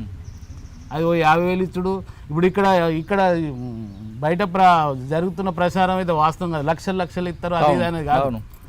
వాళ్ళు సర్పంచులు అనేటోళ్ళు ఎవరన్నా మమ్మల్ని అడుగురు నిలదీసి, వరంగల్లో ఎన్కౌంటర్ అయింది అన్న, ఆ శవం తీసుకొచ్చడానికి నేను సొంతంగా 25,000 పెట్టుకున్నా, మీరు ఇస్తారే అని. మేము ఇచ్చుడు ఎక్కడిది, ఒక్కటే 5,000 ఇచ్చుడు ఉంటుందని. ఇది ధర్మం మావయ్య అని అంటారు. ధర్మం లేదు బీరం లేదు, గంతే ఇచ్చుడు ఉంటుందని. అట్లా ఆ పైసల కాడ సుత కొద్దిగా మాకు అప్పుడప్పుడు జరిగింది. ఇప్పుడు మీరు డబ్బులు వ్యవహారం వచ్చారు కాబట్టి ఒక క్వశ్చన్ అడుగుతారండి. పోలీసులు కానీ లేదా కొంతమంది వాదన మావోయిస్ట్ పార్టీ దగ్గర పీపుల్స్ వార్ పార్టీ, ఇప్పుడు మావోయిస్ట్ కానీ అప్పుడు పీపుల్స్ వార్ పార్టీ దగ్గర లక్షల డంపుల్లో ఉంటాయి. ఆ డంపులతో కొంతమంది సెంట్రల్ కమిటీ స్టేట్ కమిటీ మెంబర్లు విలాసాలు ఉంటారు, వీళ్ళు మాత్రమే బలవుతుంటారు అనేది ఒక వాదన ఉంది. అమరు చెప్తాడు ఆ డబ్బులు ఏడు లేదు. వాస్తవం కూడా ఏంటంటే మావోయిస్ట్ పార్టీలో ఉన్నట్టు చాలా స్ట్రిక్ట్ కండిషన్ ఏంటంటే ఎవరైతే అండర్ గ్రౌండ్లో ఉంటారో వాళ్ళు 100% అండర్ గ్రౌండ్లో ఉండాల్సిందే. బయటకు వెళ్ళి ఏ ఒక్కనాడు కూడా సివిల్ డ్రెస్ కూడా వేసుకోవడానికి అవకాశం లేదు. యూజీ అయిందా, యూజీలో ఉండాల్సిందే, తప్పకుండా మిలిటరీ యూనిఫామ్లో ఉండాల్సిందే. సరే, ఏదేని పరిస్థితులలో ఒక సెంట్రల్ కమిటీ మెంబర్ బయటకు వెళ్ళి ఏదో మీటింగ్ అటెండ్ కావాల్సిన ఉద్యమ అవసరాల కోసం అయితే తప్ప ఎవరు కూడా బయటకు వెళ్ళి జల్సాలు చేసే పరిస్థితి ఉండదు. అంటే కొంతమంది పోలీసులు చాలా స్పష్టంగా చెప్తుంటారు, సెంట్రల్ కమిటీ వాళ్ళందరూ బయటే ఉంటారు, యూజీలో వాళ్ళు మాత్రమే అడవిలో ఉంటారు. ఎందుకంటే కాదు ఒక్క నిమిషం, సెంట్రల్ కమిటీ వాళ్ళు మాత్రమే బయట ఉంటారు, యూజీ వాళ్ళు మాత్రమే లోపల ఉంటారు, బయట ఉన్న వాళ్ళు విలాసవంత జీవితాన్ని అనిపిస్తుంటారు, కేవలం మీరు మాత్రమే లోపల ఉండి నలిగిపోతుంటారు, కాబట్టి మీరు బయటికి రండి అని వాళ్ళు చెప్తుంటారు. కానీ మేము చూసిన కాడికి ఇప్పుడు మీరు చూడండి, మాకు నేను నల్ల ఆదిరెడ్డి కలిసి పనిచేసినాను, శీలం నరేష్తో కలిసి పనిచేసినాం, కటకం సుదర్శన్తో కలిసి పనిచేసినాం, తర్వాత సెంట్రల్ కమిటీకి సంబంధించిన ఇంకా కొంతమందితో కలిసి పనిచేసినాం, జంపన్న మొన్న బయటకు వచ్చిన జంపన్నతో కూడా కలిసి పనిచేసినాం. వీళ్ళు ఏ ఒక్కనాడు కూడా మరి మాకు తెలిసి బయటకు వెళ్ళి జల్సాలు చేసిన పరిస్థితి ఎప్పుడు కనవాలి. ఎందుకంటే 100% మాతోనే ఉన్నారు, 100% మా తిండి తిన్నారు, మా ఛాయ తాగినారు, మాతో సెంట్రీ. ఒక్కొక్క సందర్భంలో మాకు నిద్రస్తుంది అన్న అంటే సరే మీరు పడుకోండి అని అతను సెంట్రీ చేసిన సందర్భాలు కూడా ఉన్నాయి. అంటే మేమేమో దాన్ని అయితే ఒప్పుకోం, ఎందుకంటే ప్రత్యక్షంగా వాళ్ళతో చూసినాం కాబట్టి. తర్వాత జల్సాలు చేసే గుణం కూడా కాదు. నేను మీకు ఒక ఎగ్జాంపుల్ చెప్తా. ఇప్పుడు సెంట్రల్ కమిటీకి సంబంధించిన సెక్రటరీ ఉన్న నంబాల కేశవరావు గంగన్న, అతను ఒక దండకారణ్యంలో ఒక మిలిటరీ క్యాంప్ జరుగుతున్నప్పుడు మిలిటరీ వాళ్ళు గ్రౌండ్కి వచ్చేసారు, అందరూ మొత్తం క్యాడర్ అంతా కూడా గ్రౌండ్కి వచ్చింది, తను కూడా బూట్లు వేసుకొని గ్రౌండ్కి వచ్చిండు. తన బూట్లో తేలు ఉన్నది, తను బూట్లు వేసుకున్నాడు, తేలు కుడుతున్నది ఈనాడు. కానీ తను గ్రౌండ్లో తను ఆగితే క్యాడర్ అంతా ఆగుతుందని చెప్పేసి తను మొత్తం ఆ గంట 2 గంటలు మొత్తం ఎక్సర్సైజ్ అంతా అయిపోయేదాకా ఉండి లాస్ట్కు ఆయన తీసి నాకు ఇప్పటిదాకా ఈ తేలు కుట్టిందని తీసి చూపెట్టి చంపేసి నల్లనే. అంటే నేను ఏమంటున్నా అంటే ఆ కమిట్మెంట్ ఉంటుంది, అది చూసి ఆశ్చర్యపోయాను, అరే ఇంత కమిట్మెంటా. అట్లాంటి సందర్భాలు చూసి ఇన్స్పైర్ అయినాను తప్ప జల్సాలు చేస్తున్నారు అని అనుకుంటే ఒక్క సెకండ్ అనుమానం వచ్చిన వాళ్ళు ఎందుకుంటాం, అలా ప్రాణాలు తృణప్రాయంగా ఎందుకు ఇస్తాం, దానికి ఎందుకు కమిట్ అవుతాం. మీరు ఆలోచించండి. ఈ మాట మేము అంటున్నామనంటే ఎన్నిసార్లు స్ట్రగుల్ అయి ఉంటాం. నిజమైన రోజు పేపర్లు వస్తుంటుంది, నక్సలైట్లు ఫలానా కడ బెంగళూరులో దొరికిండ్రు, ఫలానా కడ తుపాకులతో దొరికిండ్రు, ఫలానా కడ డంపు దొరికింది, ఫలానా దగ్గర 50 లక్షలు పోయినాయి, ఫలానా గోల్డ్ పోయింది, పోతుంటాయి. అది సెంట్రల్ కమిటీ అవసరాల రీత్యా పెద్ద మొత్తంలో డబ్బులు ఒక 10-20 రాష్ట్రాలలో ఉద్యమాన్ని నడపాలి, ఎస్టాబ్లిష్ చేయాలి, ఆ క్యాడర్కి సంబంధించినటువంటి అనేక అవసరాలు తీర్చాలని అనుకున్నప్పుడు ఒక కుటుంబానికి నెలకు 50,000 ఖర్చు అయినప్పుడు ఉద్యమానికి అయితే కదా. డబ్బులు కిందగానం జల్తాలు అన్నారు, కానీ మేము ఒక్కొక్క కాడ క్యాంప్ పెట్టిన కాడ దాదాపు ఒక వ్యాను సరుకులు తీసుకుపోయి పెడతాం అక్కడ. కనీసం సెంట్రల్ కమిటీ వాళ్ళు ఉంటారు అక్కడ, పెద్ద క్లీనింగ్ జరిగిన కాడ. ఒక్కొక్కళ్ళ దగ్గర 1,50,000 ఇవన్నీ ఉంటాయి. కానీ ఫైరింగ్ అంతా అయిపోయి చనిపోయి అంత వెళ్ళిపోయినాక ఎన్ని డబ్బులు దొరికినాయి అని అంటే అవి ఏవి చెప్పరు. మా కిట్లు అన్నీ పోతాయి, దాదాపు కిట్లు పోతున్నాయట అంటే డబ్బులు పోతాయి, దానికి సంబంధించిన డాక్యుమెంట్ పోతుంది, అన్నీ పోతాయి. ఆ సరుకులు అంటే అడ్వెట్టు అది ఎవరు ఆ ప్రాంత వాళ్ళు తీసుకుపోతారు కావచ్చు, కానీ డబ్బులు మాత్రం అయితే ఎవరు తీసుకుపోతారు, ఎవరు డబ్బులు చూపారు కదా, కిట్లు డాక్యుమెంట్లు చూపిస్తారు. ఒక్కొక్క పెద్ద ప్లీనం జరిగినప్పుడు ఫైరింగ్ అయితే దాదాపు ఒక 3-4 లక్షలు దొరుకుతాయి. అంటే ఆ ప్రాంతం అప్పుడు మేము చిన్నగా పెద్దగా వచ్చినాయి. ఆ డబ్బులు చూస్తే మేము మీకు ఎంతగానో లక్షలు కోట్లు తీసుకోం సార్. ఏం చేస్తామట అని అంటే, లక్షకు ఒక 5,000కు ఎక్కువ ఇస్తే నువ్వు సిమెంట్ పోతున్నావా బూడిద పోతున్నావా అని అడుగుతాం మేము. 5% ఇచ్చుడు. అలా వాడు కోట్ల రూపాయలు అది పట్టిండు, కోటి ఇవ్వాలనేది లేదు. నువ్వు 1 కోటి రూపాయలు పడితే దాని పద్ధతి ప్రకారంగానే ఇవ్వాలి పైసలు. గంతే తప్ప కానీ డుబారా పైసలు తీసుకున్నాడు బాగా ఇంతగానం తీసుకుపోయి ఇవన్నీ చేసుడు అంటే డబ్బులు ఉన్నాయి పార్టీ దగ్గర, డబ్బులన్నీ పంపిన పైసలన్నీ ఎటు పోయినాయి ఆడ అని అడిగితే అవి ఆ నాయకత్వం ఏడ పెట్టిరు ఎక్కడ పెట్టిరు ఏం ఆ గణపతి ఎప్పుడో ఇంటర్వ్యూ చెప్పిండు, ఈ కాలం కాదు బాగా రోజులకి. ప్రపంచంలో ఎవ్వరు లేని దగ్గర మా దగ్గర ఉన్నాయి డబ్బులు, అంత డబ్బులని అవి ఉన్నాయి. కానీ ఏమైనాయో మొన్నటి దానిలో నరేంద్ర మోడీ పెట్టిన దానిలో ఆ డబ్బులు ఏమైనాయి, ఎక్కడ పోయినాయి, ఏం చేసినాయి అనేది మాకు ఒక సందర్భంలో గణపతి స్టేట్మెంట్ ఇచ్చిండ్రు, ఇచ్చినప్పుడు దండిగా డబ్బులు ఉన్నాయి దాయలేకపోతున్నాం, మాకు డబ్బులు కరువా. అలా అయితే మీరు చెప్పండి, మీరు ఎందుకు బయటకు వచ్చారు? మేము 25 మంది చనిపోయిన తర్వాత బయటకు వచ్చారా? 25 మంది చనిపోయినాకనే ఇక అది అంతా జరిగింది. అంతకన్నా ముందు ఇక మత్తు సంఘటనలు జరిగినాయి. ఇప్పుడు పోలీసుల మీద మేము మా మీద అవి జరిగినాయి. ఇక అవన్నీ చెప్తే ఇప్పుడు ఇవన్నీ మాకు గుర్తు చేస్తున్నాం అని ఇప్పుడు మేము ఈ ప్రాంతం వచ్చి ఉన్నాం. ఇప్పుడు దాదాపు మా మీద పెండింగ్ కేసులు మత్తుకున్నాయి. అంటే గవర్నమెంట్ మేము సలెండర్ అయినాం కాబట్టి అది మనం పెద్ద మనసుతోటి ఈ గవర్నమెంట్ మమ్మల్ని ఎటు మెస్ లేకుండా ఉంటుంది. దాదాపు ఇప్పుడు నేను 2001లో సలెండర్ అయినా, 9/11 నాడు సలెండర్ అయినా. అప్పటి నుంచి ఇప్పటిదాకా ఏ ఒక్క రోజు సుతా పోలీసు వాళ్ళు నువ్వు ఏం చేస్తున్నావు సిద్ధాన్ని అని పిలవలే. అంటే మేము అంత కమిట్మెంట్గా ఉంటున్నాం. అంటే మేము ఏం పని ఏం చేస్తున్నాం అనేది దాదాపు వాళ్ళకి ఎప్పటికీ తెలుసు. మేము ఏడుంటున్నాం, ఏం చేస్తున్నాం, ఎట్లా చేస్తున్నాం అనేది. ఇప్పుడు ఆయననేమో చిన్నగా బిజినెస్ చేసుకుంటూ ఆయన కోటి పంపు పెట్టిండు ఫస్ట్లో. నేను అచ్చుడితోటే నాకు వ్యవసాయం ఉంది. కొన్ని రోజులు తలదాసుకోవడానికి కోసం హైదరాబాద్ అటు ఇటు అంతా తిరిగి వచ్చినాం. హైదరాబాద్ సిద్దిపేట కాడ హోటల్ పెట్టినాం. ఇవన్నీ జరిగిన ఏది లాభం జరగలేదు. మళ్ళీ ఇక్కడికి వచ్చి ఇక్కడ వ్యవసాయం చేసుకుంటూ చిన్నగా ఏదో ఒక పని చేసుకుంటూ జరుగుతుంది. అయితే అప్పుడు ఇదంతా జరిగినాక బాధ ఏమనిపించిందంటే ఇక అప్పుడు తుపాకీ బరువు అనిపించింది నాకు. 2-3 రోజులలోనే నేను మానాలకెళ్ళి వెళ్ళొచ్చిన. దాదాపు వాళ్ళకి చెప్పిన మరి నేను ఉండానన్న. ఎట్లా అన్నా ఇప్పటిదాకా అదంతా చేసినాక ఇప్పుడు ఉండానంటే ఎట్లా అంటే ఇక అది నాతో కాని పని అని చెప్పేసిన. నాతో కాదు అది ఎప్పుడు ఎవరైనా అంటారు చాలామంది ఏంటంటే వీళ్ళు నక్సలైట్లు కానీ 10 సంవత్సరాలు పనిచేసి ఎన్ని డబ్బులు సంపాదించారో ఎంత కట్టుకుంటారో అని అంటారు కదా. నేను రాగా నా దగ్గర ఎంటీ పైసలేదు. నా దగ్గర ఉన్న మందము ఏమేమి సామాను ఉంటుంది ఏముంటుంది అనేది లేటర్ ప్రకారంగా మొత్తం రాసి వాళ్ళకు అప్పచెప్పచ్చుడే. దానికి బాధ్యుడు ఎవరైతుంటారో ఆ బాధ్యునికి అప్పచెప్పాలి. మేము ఉండమనంటే ఉండమంటే ఉండు కాదు, ఉండు కలవనే కలదు. మమ్మల్ని తాడుతోడు కట్టేసి ఆ చెట్టుకు కట్టేసినా కానీ ఇవి నిలబడాయి. ఉద్యమం అంటే అట్లా చేస్తారు. లేకపోతే ఊగిసలాటతోటి నేను ఉంటున్నా పోతున్నా ఏదో సోకుకు తుపాకేసుకొని మేము మాకు ఆ కాలంలో మేము అనుకోని మాకు ఎస్ఎల్ఆర్ తుపాకులు పట్టుకొని ఇలా పోలీసు వాళ్ళు ఎంత పెద్ద తుపాకులు ఉన్నాయో మా దగ్గర వస్తుంది అంత పెద్ద తుపాకులు పట్టుకొని గౌరవంగా పనిచేసినాం, ప్రజల కోసం అని పనిచేసినాం. కానీ ఆ మధ్యలో ఇది ఇట్లా వస్తుందని మేము అనుకోలే, కళల సుత అనుకోలే. అట్లాంటి బాధ అనిపించి నేను ఉండానంటే ఉండని ఒక 2 రోజులు మాట్లాడి అయితే వచ్చేసినాను మొత్తానికి. అంటే మీ ప్రయాణంలో మీకు బాగా ఇబ్బంది పడే పోలీస్ ఆఫీసర్ ఎవరు, బాగా నచ్చిన ఆఫీసర్ ఎవరు? పోలీసు వాళ్ళు అంటే జనరల్గా ఇక మీకు చెప్తున్నా అప్పుడే పార్టీలో ఇలా నిజాయితీగా పార్టీలో పోయి పనిచేసిండట అంటే పార్టీ పద్ధతులనే చేయాలి. గోటీల మందం మైలంత మందం తప్పు జరిగితే ఆడ ఓర్వనే ఓర్వది. అది ఒకవేళ జరిగింది ఆడ ఒక దళ సభ్యుడు అన్నం ఎందుకు తింటలేవా అని నేను అడిగింది అనుకో, రాసి పెట్టుకొని నెలనాడు సిద్ధాన్ని నన్ను బెదిరించిండని అంటారు. దానికోసం నా ఇంట్లోది కాదు ఏదానికోసం కాదు కానీ గట్టి చెట్టు దగ్గరికి పోయి జరసేపు బాధపడి ఎందుకంటే నేను అని మళ్ళీ ఇక నేను బాగా రాసి పెట్టుకోవాలి ఈ తలకాయలు. ఎవరిని ఏమనద్దు అంటే ఎవరేమనద్దు అంటే మరి ఉద్యమం జరుగుతున్నప్పుడు వాళ్ళు తుపాకీ పట్టి నిలబడి కొట్లాడాలి కదా, అన్నం తినకమంటే ఎట్లా అని మనం కొద్దిగా గదిరించి పెట్టినట్టు అంటే ఈ ముచ్చట సుత మనల్ని అంటారు.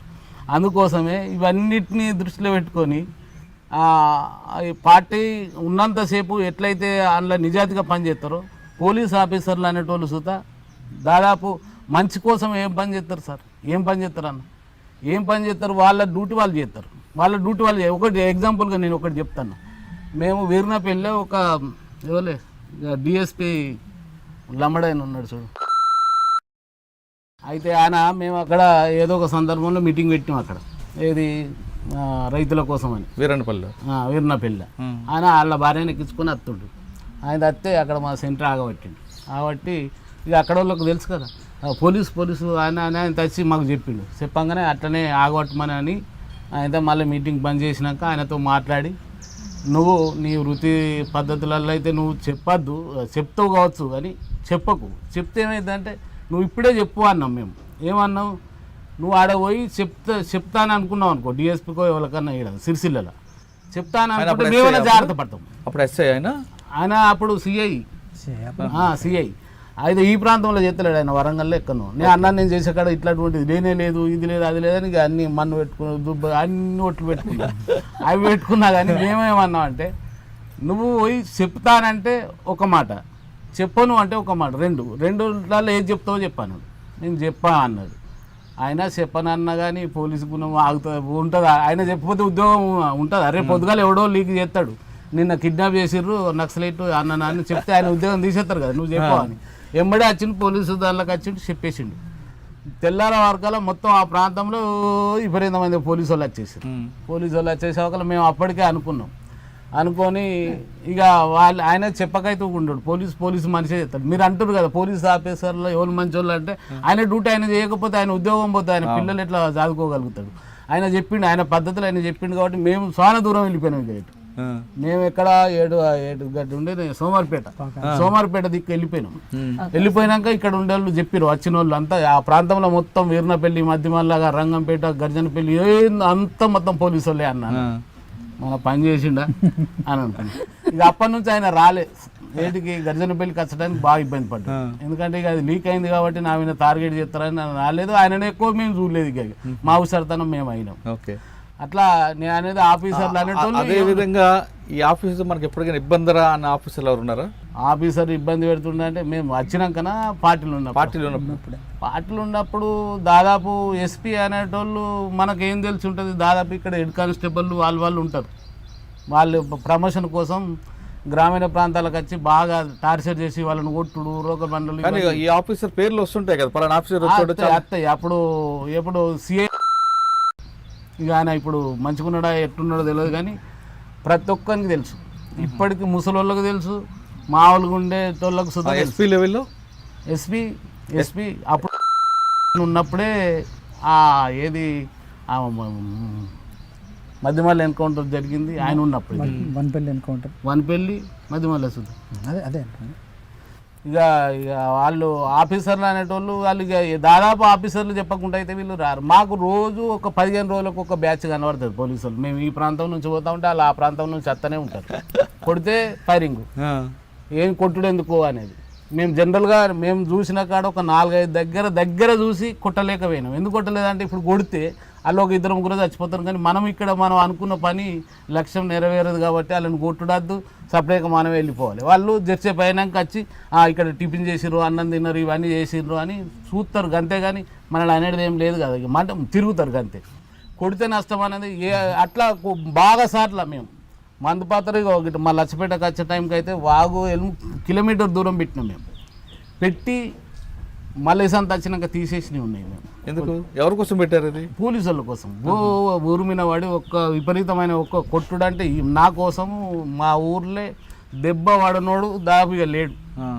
ఇప్పుడు ఆ కాలంలో నాకన్నా పెద్దోళ్ళు ఎవరన్నా ఉంటే చెప్పలేం, కానీ మిగతా వాళ్ళు అందరు దెబ్బలు పడు. అట్లాంటి పరిస్థితుల్లో అంటే మానవత్వం అనేది మేము గుర్తించినాం ఒక్కోసారి కొంతసార్లు. ఏంటంటే అది పేల్చినాం అనుకో, ఒకవేళ పేలితే అది ఈ మైదాన ప్రాంతం దాదాపు మా ఊర్లోనే అందరినీ చంపేస్తారు. ఎందుకు వచ్చింది ఏముంది, ఇక మనమే తప్పించుకుంటూ తిరిగితే అయిపోతుంది కదా, ఊరికే పోలీసు వాళ్ళని కొట్టేది. అట్లాంటి టార్గెట్లు ఒక 2-3 గల తప్పించినాం. ఇక మా వాళ్ళను అంటే ఈ ప్రాంత పొల్లో అయితే దాదాపు మిలిటెంట్లు ఎంతమంది జనరల్గా మా సిరిసిల్ల ప్రాంతంలో ఎక్కువ చనిపోయింది మిలిటెంట్లు. ఇక్కడనే ఒక 400-500 మంది అవుతారు కావచ్చు.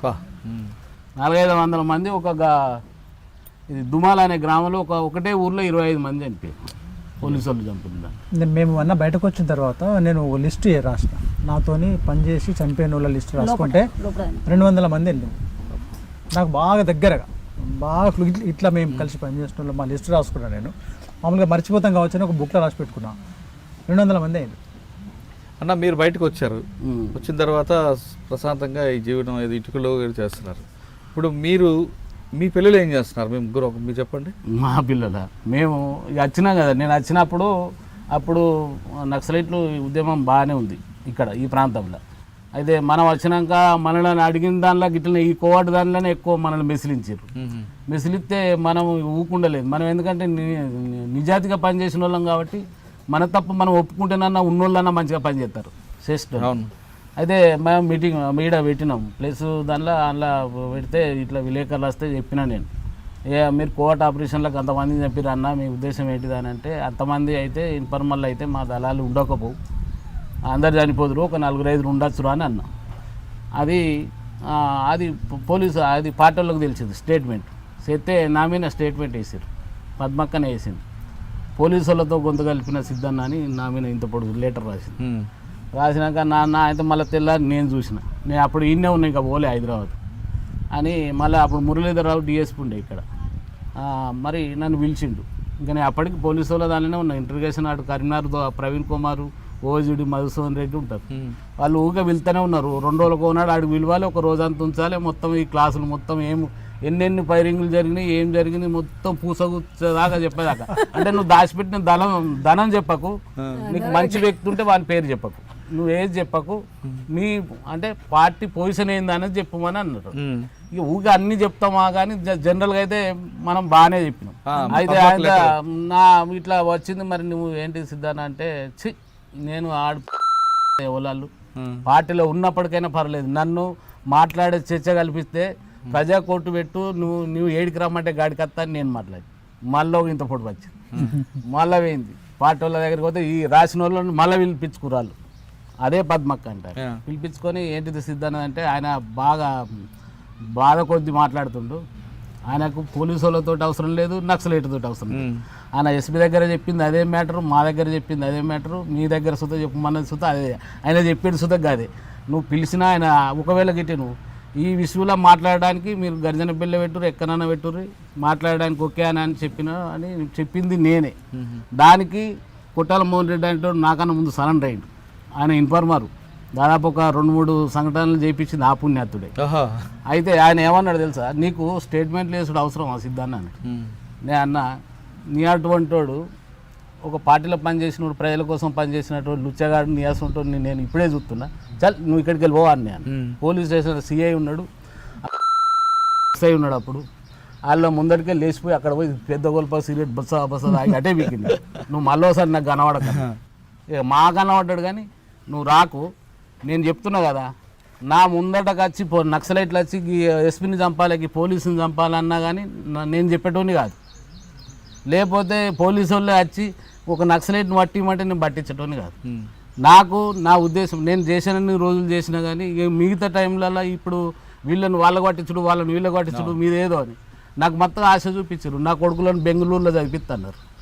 నేను అన్న, మామూలుగా నాకు తిండి పెట్టిన వాళ్ళు ఇక్కడనే చదివిస్తున్నారు, నాకు అంతగానో ఏం అవసరం లేదు, మీరు చదివించాల్సిన అవసరం లేదు, నేను శ్రమపడా, నాకు ఏది వద్దు, నాకు ఇంత వ్యవసాయం ఉంది, మా తల్లిదండ్రులు సంపాదించింది, దానిలో కష్టపడి బతుకుతాం మేము, అప్పటి నుంచే వ్యవసాయ కూలి నుంచి వచ్చిన వాళ్ళం, నేను ఆ పని చేయాలని అని చెప్పి. మీ అబ్బాయి ఏం చేస్తున్నాడు ఇప్పుడు? మా అబ్బాయి వాడు MBA చేసిండు.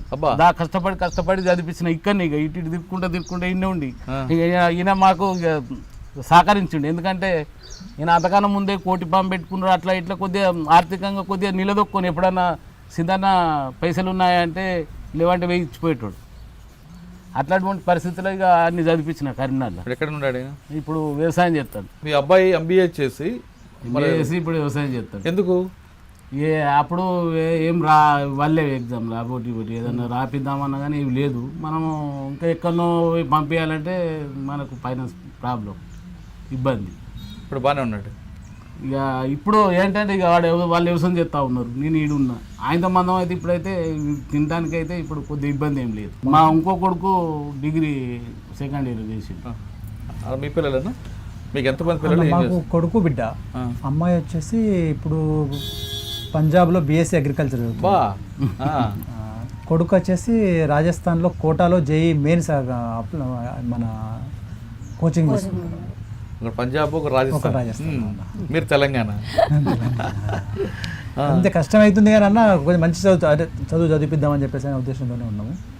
అంటే మామూలుగా ఏదో BSc చదివించుకుందామని కాదు, MSc అది అని కొంచెం సమాజానికి ఉపయోగపడే పిల్లల్ని తయారు చేద్దామని. వాళ్ళు బతకడం కంటే కూడా ఇంకొంచెం ఏదైనా సైంటిస్టులుగా తయారు చేపిద్దాం, సమాజానికి ఉపయోగపడే వాళ్ళని తయారు చేపిద్దాం అనే కాన్సెప్ట్తో ఉన్నాం. అన్న అప్పుడున్న పరిస్థితులు వేరు, ఇప్పుడు ప్రస్తుతం పరిస్థితులు వేరు. అప్పట్లో మీరు అన్నట్లుగా రకరకాల కారణాలు అందులోకి వెళ్ళడానికి ఆ భావజాలం, ఆ పాటలు అన్నీ కూడా మనల్ని అందరినీ తీసుకెళ్ళుంటాయి. కానీ ఇప్పుడు టెక్నాలజీ పెరిగింది, ఇప్పుడు పరిస్థితులు మారిపోయి, ఇప్పుడు ప్రజాస్వామ్యంగా ఎన్నుకుంటున్నారు చాలామంది. సరే ఇప్పుడు అన్యాయం జరుగుతుందా లేదా అనేది ఇంకా ఎక్కువ జరుగుతుంది. ఇప్పుడు మాట్లాడదాం, పక్కన పెడదాం. కానీ ఇప్పుడున్న యువత అప్పుడులాగా అంత కమిట్మెంట్ లేకుండా కనిపిస్తుంటారు. అవును. అప్పట్లో ఒక విద్యార్థి గ్రామీణ ప్రాంతం అవనండి, పట్టణ ప్రాంతం అయినా వాళ్ళ కుటుంబం యొక్క నేడు ఉండేది. ఖచ్చితంగా ఏదో మంచి పనో చెడ్డ పని ఏం చేసినా వాళ్ళ నోటీసులు ఉండేది. ఒక భయం భక్తితో ఉండే వాళ్ళు ఉండేవారు. మీరవ్వచ్చు, నేనవ్వచ్చు, ఆ జనరేషన్. ఇప్పుడు అది దారి తప్పిన దగ్గర చాలా కనిపిస్తుంది. ఈ విధంగా దారి తప్పిన వాళ్ళు ఈ టెక్నాలజీలు, సెల్ ఫోన్లకి, ఈ ల్యాప్టాప్లకి, ప్రోనో వీడియోస్కి, వాటికి, పబ్బులకి, కబ్బులకి అలవాటు పడ్డ వాళ్ళకి మీరేం మెసేజ్ ఇస్తారండి? ఫస్ట్ మీ ఇద్దరు చెప్పండి. నువ్వు చెప్పమ్మా. ఇదంతా కూడా మేము అనుకుంటున్నాం గవర్నమెంట్ చేస్తున్నటువంటిదే అనుకుంటున్నాం మేమైతే. నేను ఎందుకంటే ఇప్పుడు మొన్న ఒక సంఘటన జరిగింది హైదరాబాద్, అమ్మాయి మీద అట్లాంటి అత్యాచారం. అంటే అందులో పెద్ద పెద్ద నాయకుల కొడుకులే ఉన్నారు వాస్తవానికి. అంటే సంఘటన క్లబ్లో కోడు అంతా ఒక అమాయకురాలు పిల్లల్ని తీసుకుపోయి అట్లా చేయడం, అంటే అట్లాంటి కల్చర్ అనేది ప్రభుత్వం పిల్లలకు ఎక్కువగా ఆకర్షితులు చేస్తుంది. ప్రభుత్వం ఆ విధంగా ఆకర్షణ చేసిన తల్లిదండ్రుల బాధ్యత ఏమైందంట? తల్లిదండ్రుల బాధ్యత చెప్పేంత చెప్తాం, పిల్లల్ని చదివిస్తాం, బయటకు పంపిస్తున్నాం. ఈ ఒక ఫోన్లు కానీ టీవీలు కానీ ఈ పిల్లల్ని ఏమైందంటే అప్పటి నువ్వు చూడు ఇంటి దగ్గర ఉండి ఏదో పని చేసుకుని. ఇప్పుడు పిల్లలకి ఏమైందంటే గింత అబ్బాయిని చూడు ఫోనే ఉంటుంది చేత, ఫోన్ ఉంటేనే అన్నం తింటారు ఇప్పుడు పిల్లలు. అంటే అట్లాంటి ఒక కల్చరు గవర్నమెంట్ మన మీద చేస్తున్నటువంటి అణచివేత కానీ దోపిడీ కానీ అంటే ఈ అట్లాంటి అర్థం కాకుండా ఉండడం కోసం జనాన్ని ఒకవైపు చేస్తుంది, ఒకవైపు తీసుకెళ్తుందేమో అనిపిస్తుంది. మీరేమంటారన్నా? అంటే ఎంతసేపు ప్రభుత్వాన్ని మీద నిందేయకుండా మనకు ముందు మనం ఏం చేయాలి? అయితే అన్న ఇప్పుడు మన చిన్ననాటి జనరేషన్ మన పరిస్థితులు వేరు. మనకు ఆనాడు తిందామంటే తిండి కూడా దొరకలేదు కాబట్టి ఆ తిండి కోసం ప్రయత్నం చేసినాం. మన తండ్రి ఏం చేసిండో దానికోసం వాళ్ళు చేస్తున్నారు కాబట్టి మేము మనకు చేదోడు వాదోడుగా ఉండాలి అని అనుకునే ఆ కాన్సెప్ట్తో చేసినాం. కానీ ఇప్పుడున్నటువంటి పరిస్థితులలో మీరు అన్నట్టు టెక్నాలజీ పెరిగింది, అవసరాలు అట్లా తీరుతున్నాయి కూడా. తర్వాత ఇంకోటి ఏంటంటే ఆ అవకాశాలు కూడా పెరిగినాయి కుటుంబాలకు. వ్యవసాయం చేసుకునే వాళ్ళకు కూడా మంచి దిగుబడి వస్తున్నది, నౌకరీ చేసుకునే వాళ్ళకు కూడా మంచి నౌకర్లు వస్తున్నాయి, బతుకుదెరువు కూడా కొంచెం పెరిగింది. వాస్తవానికి ఆనాడున్న పరిస్థితులకు ఇవాళ పరిస్థితులకు చాలా తేడా ఉంది గ్రామాలలో కానీ పట్టణాలలో కానీ. వాళ్ళ పిల్లల్ని మేము మంచి చదువు చదివించాలి, మేము మంచి భవిష్యత్తు ఇవ్వాలని చెప్పేసి తల్లిదండ్రులు ఒకరు అనుకున్నా ఇక్కడ ఉన్నటువంటి సమాజము వాళ్ళను అట్లా ఉండనిస్తలేదు. ఇప్పుడు అన్నా నేను మీకు చెప్తున్నా, నా అమ్మాయిని నేను పంజాబ్లో చదివిస్తున్నా, మంచి ఉద్దేశంతో చదివిస్తున్నా. కానీ నా బిడ్డ రోజు చెప్తున్నది నాకు, డాడీ మా కాలేజీలో గంజాయి తాగుతున్నారు, మా కాలేజీలో బీర్లు తాగుతున్నారు, అక్కడ ఉన్న వార్డెన్కు 1000-2000 ఇచ్చేసి రోజు డే అంతా బయటకు తిరిగి వస్తున్నారు. ఒక అబ్నార్మల్ పరిస్థితి ఉన్నది ఇక్కడ. అంటే ఏ యూనివర్సిటీ తీసుకున్నా మీరు ఆ పరిస్థితి ఉన్నది. అంటే నేనంటున్నా అన్న, సమాజంలో ఉన్నటువంటి ఈ కల్చర్ని ప్రభుత్వం సీరియస్గా ఆపాలి. అది ఆపకపోతే ఇప్పుడు ఏమవుతుంది మనం చూస్తున్నాం గ్రామాలలో. అంతకంటే ముందు నాకు తెలిసి మనం చిన్నప్పుడు ఆ వారుని వాహిని అనే ప్యాకెట్లో చిన్నగా ప్యాకెట్లో దొరికే, ఇవాళ మద్యం ఏరులే గ్రామాలలో పారుతున్నది, బీర్ బాటిల్లు ఏ క్షణం అంటే ఆ క్షణం దొరుకుతున్నది. దానివల్ల ఆ గ్రామాలలో ఇప్పుడు నేను మా ఊర్లో చూస్తున్నాను, 6వ తరగతి పిల్లగాడు బీర్ బాటిల్ తీసుకొని పోయి చెన్నెలలో తాగుతున్నాడు. ఏమరా అంటే బీర్ దొరికింది నేను తాగుతున్నాను అని చెప్పేసి కొన్ని పోసుకున్నాను, తీసుకొని పోయి గుట్టబుర్లో కూర్చొని తాగేస్తున్నాం. అంటే ఇది ఏమైపోయిందంటే అన్న, సమాజాన్ని ఒక తప్పుడు మార్గంలో నడిపిస్తున్నారు. దీన్ని నిజంగా ప్రభుత్వం అనుకుంటే, మీడియా ఉన్నదన్న, పెద్ద మీడియా, ఆనాడున్న మీడియా కంటే ఇవాళ చాలా పవర్ఫుల్ మీడియా ఉన్నది. ఈ పవర్ఫుల్ మీడియాని ప్రభుత్వం ఉపయోగించుకొని ఇవన్నిటి వల్ల సమాజానికి ఒక దుష్ప్రభావం పడుతుంది సమాజం మీద. వీటిని కూడా మనం ఆపేయాలని చెప్పేసి అనేటువంటి చర్చ, అట్లాంటి ఒక కార్యక్రమాలు ఎక్కడ జరుగుతున్నాయి? మీడియాను ప్రభుత్వం ఉపయోగించుకుంటే ఇట్లాంటి అనర్థాల మీద ఎంతో కొంత చైతన్యం తీసుకురావచ్చు కదా. ఆ చైతన్య కార్యక్రమాలు ఎక్కడ కనిపించట్లేదు.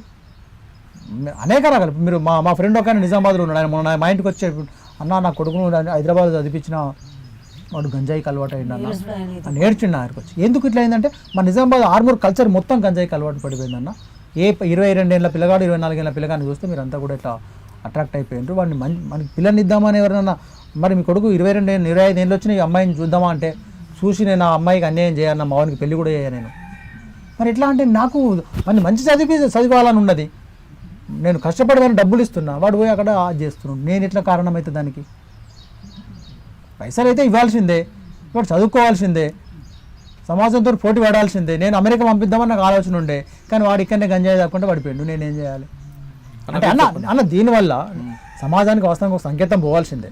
అప్పుడు మనము చిన్ననాడు ఒక సామెత ఉందండి, ఏమన్నారు, 18 సంవత్సరాలలో నువ్వు కమ్యూనిస్ట్ రాజకీయాలు నీకు తెలియకపోతే నీ పుట్టుకలో లోపం ఉన్నట్టే. 25 సంవత్సరాల తర్వాత కూడా నువ్వు కమ్యూనిస్ట్ రాజకీయాలను పట్టించుకుంటే నీ పెరుగుదలలో లోపం ఉన్నట్టే అని చెప్పేసి మనకు ఒక నానుడి ఉన్నదన్న. అది ఒక తరం కొనసాగింది అది. కానీ ఇప్పుడు నువ్వు కమ్యూనిస్టా అంటే, కమ్యూనిస్టా? ఏం కమ్యూనిస్టు? పిచ్చిలేసిందా నీకేమన్నా? నువ్వేమన్నా సోషలిస్ట్గా ఉంటావా? సోషలిస్టా? అదెందుకు మనకు? నువ్వు సమాజానికి నువ్వు ఉపయోగపడతావు. 10 రూపాయలు తీసుకొని పోయి మెట్ల మీద అడుక్కొని బిచ్చగాళ్ళకి అయిపో బిడ్డ అంటే, గాళ్ళకి మనకెందుకు, నేను కురుకురే కొనుకొచ్చుకుంటా అంటే. అన్న నేను ఏమంటున్నా అంటే, పిల్లలు అంటే స్వార్థపూరితంగా కూడా తయారైపోయింది. ఎందుకంటే ఈ మారుతున్నటువంటి ఈ పరిస్థితులు, ఆర్థికపరమైనటువంటి అవసరాలు, సమాజంలో జరుగుతున్నటువంటి కొత్త పోకడలు, వీటి వల్ల పిల్లల యొక్క మనస్సు, మైండ్ అంతా కూడా నిజంగా చెడిపోయింది. అప్పటి సమాజంలో ఉన్నటువంటి పిల్లలను చూసుకొని మనల్ని మనం నెమరు వేసుకుంటే ఇప్పటిలో చూసుకుంటే అసలు 100% తేడా ఉన్నదన్న. అంటే దీనికి అడ్డుకట్టేయాలంటే ఏం చేయాలి? కొంచెం దీని మీద చర్చ జరగాలన్న. సమాజంలో నిజంగానే మేధావుల కాడికి వెళ్ళి ఈ మీడియా లాంటి దానిలో పెద్ద ఎత్తున చర్చ జరగాలి, ఏం జరిగితే బాగుంటుంది అని చెప్పేసి అని. లేకపోతే అన్న ఈ సమాజం చాలా ప్రమాదంలో పడేటువంటి అవకాశం అయితే ఉన్నది. ఆల్రెడీ పడింది ఇంకా తీవ్రంగా. అది ఇప్పటికీ పల్లెలకు వెళ్ళిపోయిందన్న. అది ఇట్నే కొనసాగితే రానున్న తరంలో చాలా ప్రాబ్లమ్స్ ఇంకా ఎదురైతే కావచ్చు. కాబట్టి దీని మీద ఇప్పటికైనా మీడియా, ప్రభుత్వాలు, స్వచ్ఛత సంస్థలు కొంచెం ఆలోచన చేసి దాని మీద ఒక క్యాంపెయిన్, ఒక చర్చ లాంటి కార్యక్రమాలు తప్పకుండా చేస్తే బాగుంటుందేమని చెప్పేసి అయితే మేము అనుకుంటున్నాం. లేకపోతే రేపటికి మనుగడ లేదు, ఇబ్బంది ఇంకా అవుతుంది. అన్న సిద్ధన్న మీరు చెప్పండి.